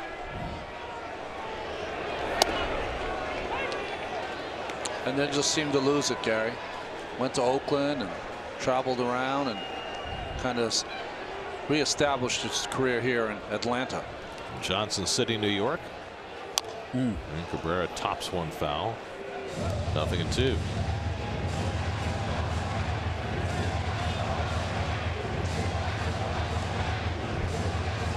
Johnson, the 5th Atlanta pitcher of the night. Jose Ramirez worked 2 innings in relief.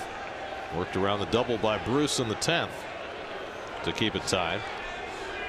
Mets have had only 4 hits all night. Starting to get a little chilly. Yeah, I think the wind is blowing. Wind's here picking up a little bit. Yep. The weather has caught up with Ender Inciarte's wardrobe. Yeah, I go by Al Friedman. If his head is not covered, it's all right. Not too cold. That's our home plate camera. Camera 1. 2. Oh, struck him out. nice. Good change up by Johnson to get Cabrera 2 men down. It's a new pitch for Johnson. We haven't seen a lot of change-ups from Jim. So the last 4 Met hitters have all struck out. And now Cespedes with 2 out and nobody on. 1 for 3 and a walk tonight.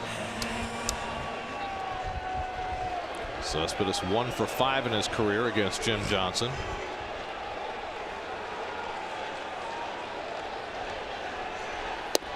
Oh. I think he kind of quick pitched him. He wasn't set for that pitch.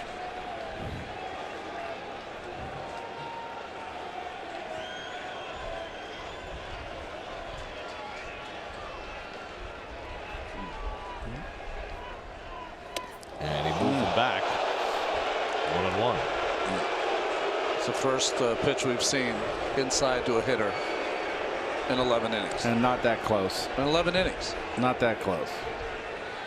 Well, Colon had the one he kind of ran in on Cespedes, but it never got inside. 2-1.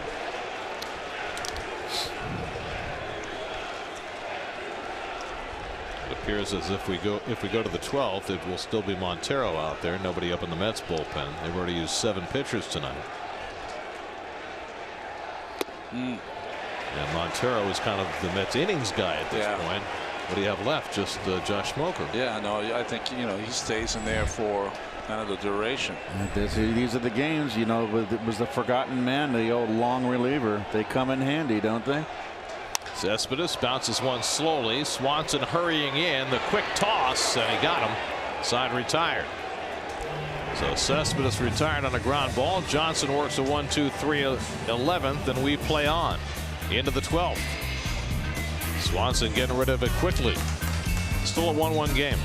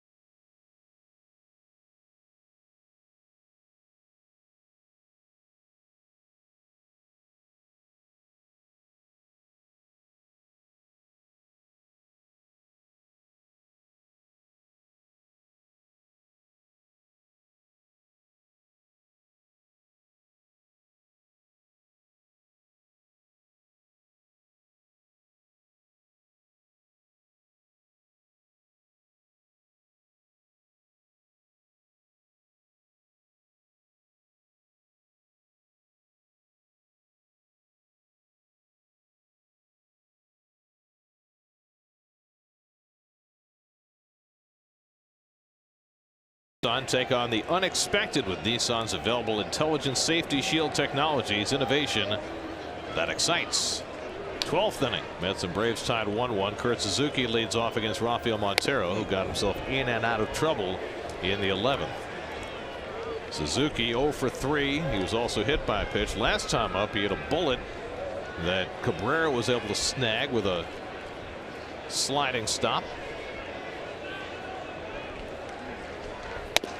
You'll note that earlier in the 9th inning, Brian Snitker used Tyler Flowers to pinch hit. He can do that because the Braves are carrying 3 catchers. That's right.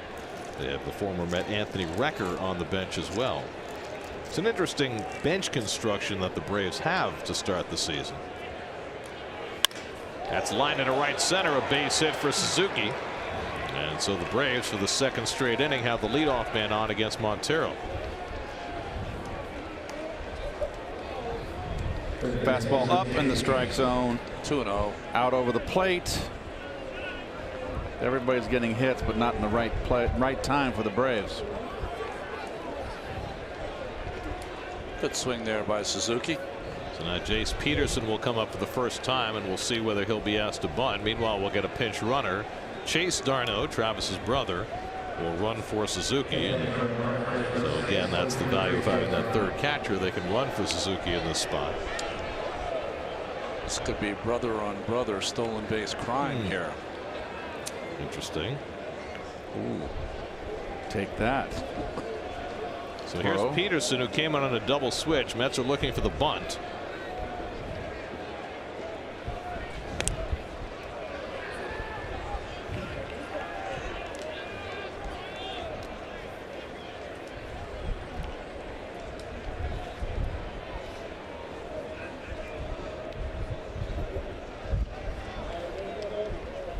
And he does square and takes a strike.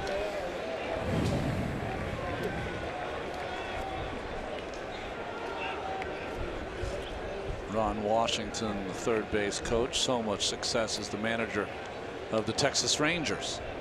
Oakland A's coach. One of my favorite people in the game. I don't know if you've spent any time with Ron Washington. It's easy to play first base. That's really hard to play first base. It's one of the best lines in Moneyball, isn't it? Yeah. Wash, tell them how easy it is to play first base. It's really hard to play first base.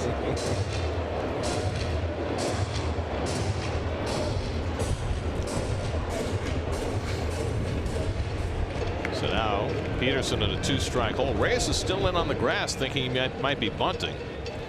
And strongly in, too. Very. Ender Inciarte, another left-hand hitter on deck. Let's have Josh Smoker up in the bullpen now.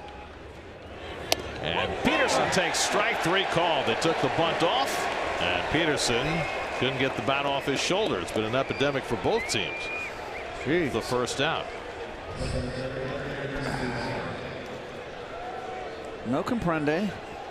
A lot of called third strikes and a lot of failure with a runner on third base, less than 2 outs for the Braves. That's 11 strikeouts for Mets pitchers tonight. And now Inciarte, who's 0 for 5 in this game and 0 for 9 to start the year.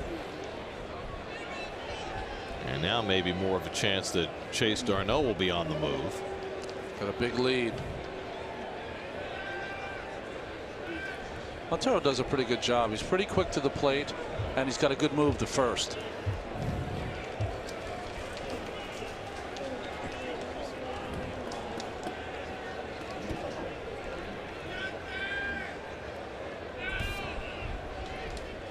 And Inciarte takes one off the plate for ball 1.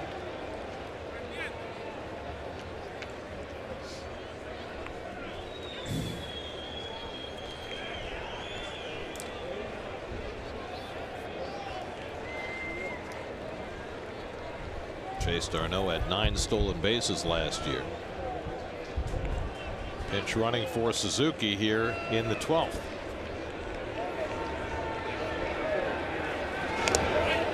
It was the old days where you had the cutouts for the carpet. He would have 1 foot on the carpet. That's how big his lead is. I wonder if Travis has ever thrown his brother out trying to steal a base before. If the situation has ever come up. Probably played on the same teams most of the time, right? Amateur. Chase was the older brother. Still is. And that one pops away from Travis. Chase thinks about going, but too much respect for his brother. Stays put. Just wasn't ready. This ball really ran and fooled d'Arnaud. No, he broke the wrong way. Look at this ball run.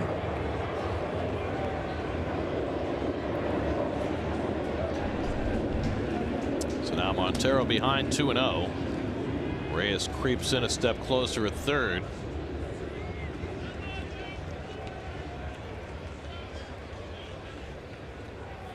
And that's inside, ball 3. You got Dansby Swanson, a right-hand hitter, standing on deck, then Freddie Freeman behind him. That's why Smoker's getting ready in the bullpen now.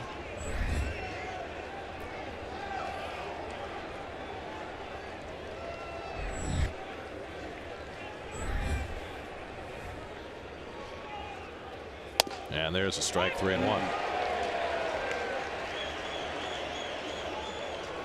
Montero walked the first man to face him in the 11th. Matt Kemp gave up a blue pit and got through the inning on a double play ball. Good pitch to hit.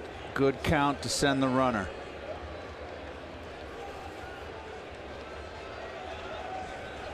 Chase d'Arnaud runs, and that's ball 4, and the Braves have 2 men on. So a walk to Inciarte, and now the task becomes more complex for Montero. First and second and 1 out, and Dansby Swanson coming up.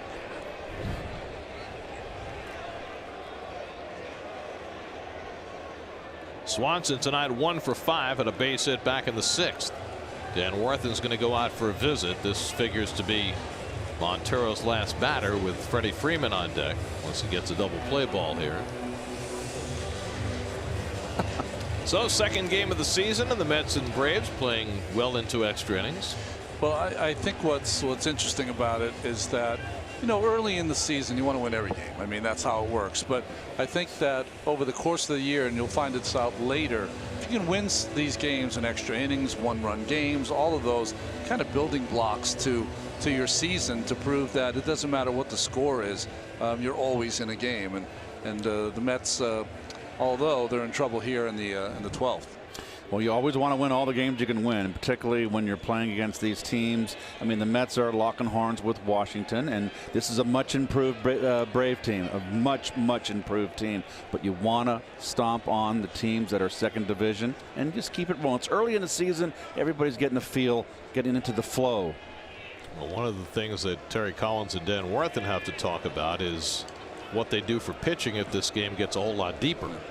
Because if you're going to bring in Smoker, who's your last reliever, to face Freeman in this inning, which could happen, and Swanson takes outside 1, then the question is what comes after that.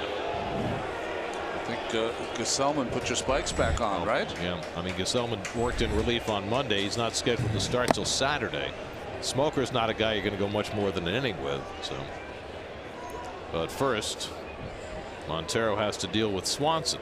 Otherwise, it could become a moot point. And that's off the plate. Now it's 2-0. Go to Rippon right here, 2-0. Don't be looking for a walk.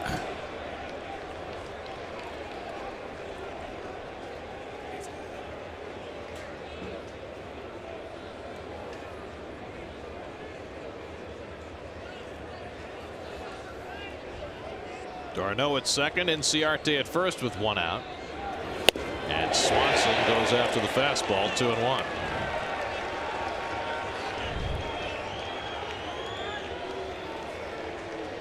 Swanson's just not sharp yet. He's off to a little sluggish start, even though he's getting his hit his first 2 games. He's gotten a hit. It's a little bit of a struggle for him right now. Just 23 years old with enormous potential. And he takes a slider for a strike, and it's 2-2. It's a brave pitch to call and a good pitch he threw. Well, you talked about the improvement of that slider being one of the reasons Montero had such a good spring. That's a real good slider.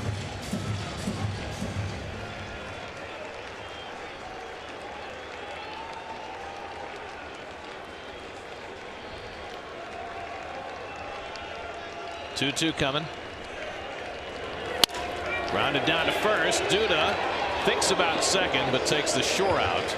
And there are 2 away.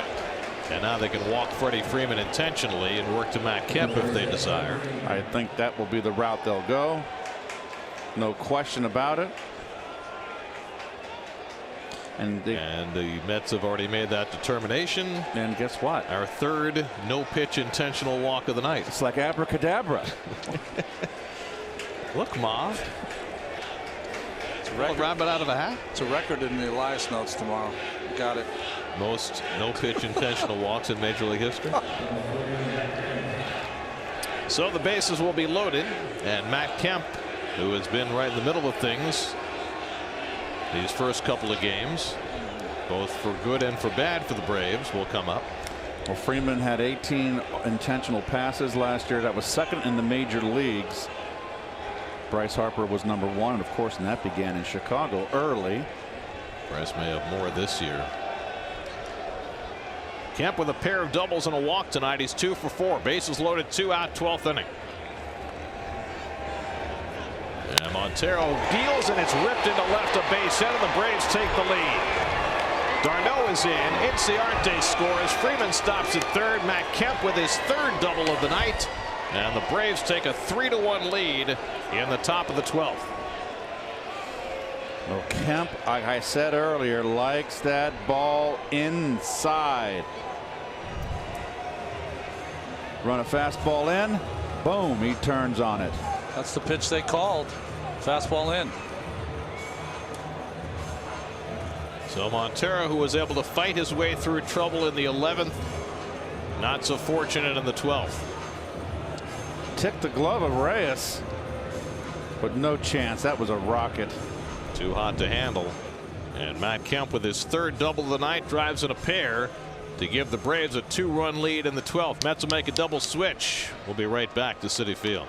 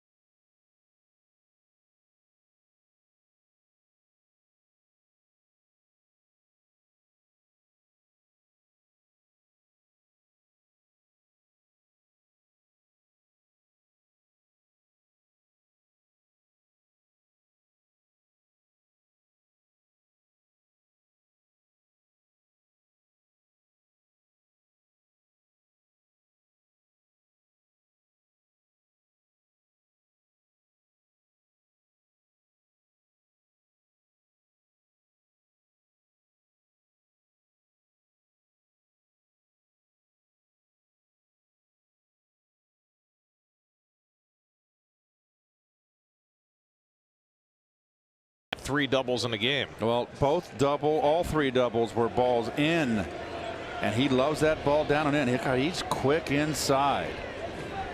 And Reyes here, game of inches. Reyes now moves to shortstop. Wilmer Flores comes in to play third, and Josh Smoker will pitch against Nick Markakis with 2 more runners in scoring position and 2 out. 2 runs home in the inning, and Smoker misses low and away. See his numbers last year. Perfect 3-0 record for Smoker in 20 games. It's going to be interesting to see how he pitches here. He hasn't thrown in a game in quite some time. Facing Markakis is 1 for 4 tonight. Tripled back in the 7th inning.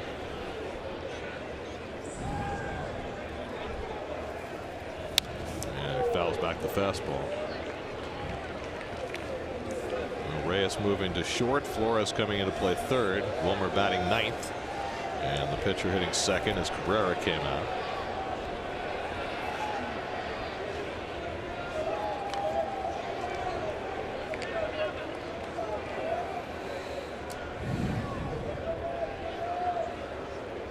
Freeman at third, Kemp at second with 2 out.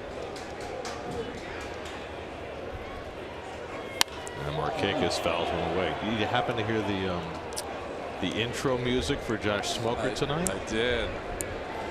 Deep Purple. Yes. Smoke on the water. Yes, sir. Smoker on the water. Little hi-hat Like with the it. drums. That's Beautiful. right. Highway Star. Hush.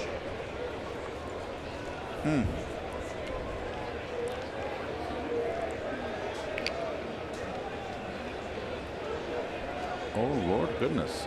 12th inning in Boston, 12th inning in New York. Chris Sale started that game for the Red Sox. Upstairs to Markakis, 2-2. Smoker throwing 97.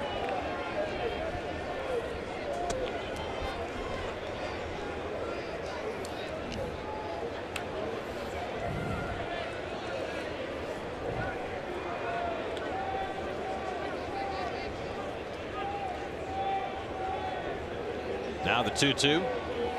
And he waves at the slider for strike 3. Smoker comes in to strike out Markakis to end the inning. But the Braves get 2 in the 12th. And the Mets try to respond.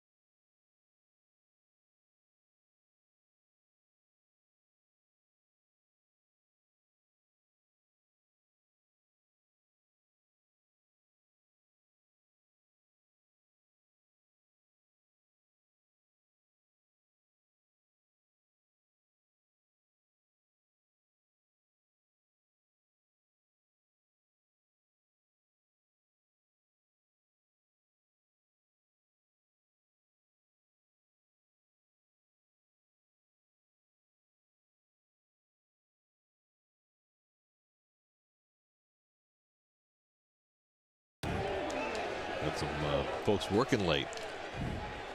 We're working late. Well, if you call it working. Yeah, right. Well, Anthony Recker, the former Met, will catch in the bottom of the 12th. Jim Johnson in for his second inning. Now staked to a 2-run lead as Curtis Granderson leads off. Curtis 0 for 4 tonight. Granderson, Walker, and Bruce, after Kemp's 2-run double, put the Braves in front. And Curtis takes inside 1-1. Curtis hasn't had much luck against Jim Johnson. 3 for 18 in his career.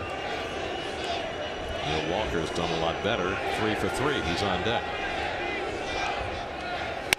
Granderson rolls one toward the middle of the diamond. Phillips sliding over to get it. And there's the first out. So Johnson has faced 4 and retired 4. I was watching last night the Cubs-Cardinals game, and Matt Carpenter was facing Jake Arrieta. Jake Arrieta had been a groomsman in his wedding. Carpenter ended up, after Arrieta was taken out, 1 for 30 now in his career against Jake Arrieta. That's not fair. Used to be friends. You at least get to keep the tux. Rental. Baby blue. Walker takes a strike. Neal is 0 for 4 tonight, 0 for 7 to start the season. Mets need a base runner to have a chance here in the 12th. Jay Bruce, who homered in his double tonight, is on deck.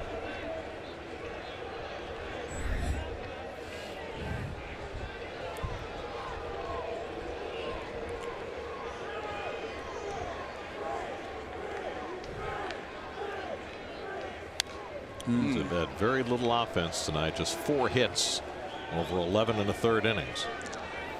And the Braves have displayed some nice young arms out there in that bullpen. Well, so many nice bounce back for them after a dreadful bullpen performance on Monday. And a nice bounce back from their left fielder, Kemp, who left 2 men on base in opening day. Walker smacks one call by Peterson. 2 men down. Second straight at bat. Walker's hit a bullet that was caught on the infield. And now the Mets are down to their final out of the night. Well, you can't guide it once it leaves your bat, but those are all good signs that Walker hit the ball hard, as Gary said. 2 line drives today right at people. Good signs that he's getting the groove. So here's Bruce, who's had the only productive offensive night for the Mets, a home run and a double. Trying to get aboard for Duda.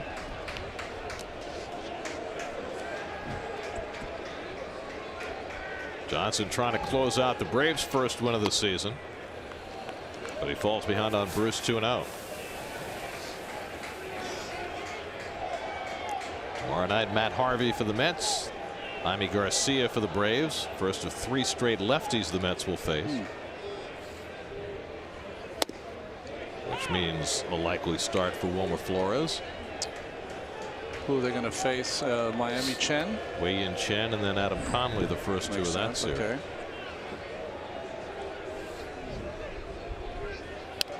Oh, good cut. And now the Mets are down to their last strike.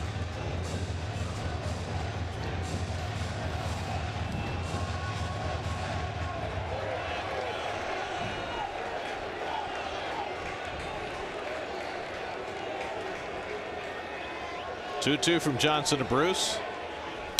And he hits it up the middle, a base hit, and the Mets have life. A 2-out single for Bruce will get Duda to the plate as the tying run. 3 for 5 from Jay Bruce today. So that's 2 times now he's faced a changeup from a right-hander, Colon a home run, and here a little changeup from Johnson for a base hit. That means you're staying back, right, Keith? Yes, sir. And you've got a lineup right here with 1 swing and you're tied up. Duda, of course, with tremendous power. 0 for 3 and an intentional walk tonight for Lucas, who is 2 for 3 in his career against Jim Johnson. They put 3 infielders on the right side.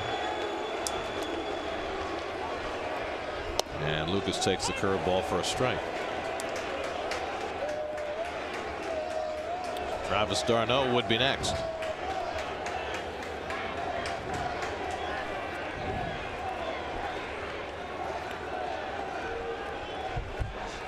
And Lucas swings over that curveball, and quickly he's in a 2-strike hold.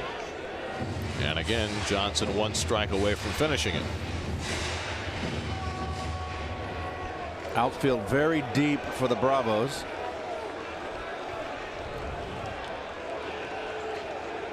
Oh, 2.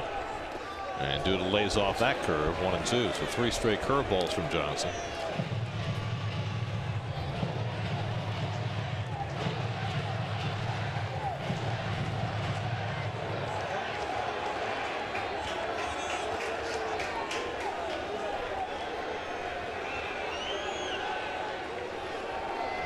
Bruce at first and 2 out. He runs. Duda strikes out, and the ball game is over. Jim Johnson gets the final 6 outs. Matt Kemp with 3 doubles, including the game winner in the 12th. And the Braves even up this opening series with a 3-1 12-inning victory. Well, what a difference a day off makes for that Braves bullpen. On opening day, 2 innings pitched, 6 earned runs allowed. Tonight, 6 innings pitched, no earned runs allowed, and 6 punch outs. Well, offensively, this was a well-pitched ball game yet again, and we mentioned in the 12th inning, Matt Kemp, who was really the GOAT in the opening day, left 2 men on base, struck out with runners on third twice. He gets the game winner with the double down the left field line that scored the 2 winning runs. Great starting pitching by both Jacob deGrom and Bartolo Colon tonight. They both come away with no decisions. The game summary presented by Spectrum as the Braves hold the Mets to just 5 hits. Mets struck out 12 times tonight in 12 innings, and Atlanta wins it 3-1. New York Mets baseball on SNY is brought to you by Geico, the #1 insurer in the New York market. By People's United Bank N.A. See what know-how can do for you. By StubHub, the official fan-to-fan ticket marketplace of the New York Mets. Download the StubHub app today. By Cadillac. Visit CadillacTristate.com for exceptional offers. And by T-Mobile. Only T-Mobile lets you stream, post, and share all things MLB. With T-Mobile One, unlimited data means unlimited baseball. Final score tonight in 12 innings. The Braves 3 and the Mets 1. Rubber game of this 3-game opening series tomorrow night. Matt Harvey on the mound for the Mets, and left-hander Jaime Garcia goes for the Braves. Now for Keith Hernandez, Ron Darling, Steve Gelbs, and our entire SNY crew, I'm Gary Cohen at Citi Field. Time for WB Mason post-game live. Let's join Gary Apple and Nelson Figueroa in the studio. Guys?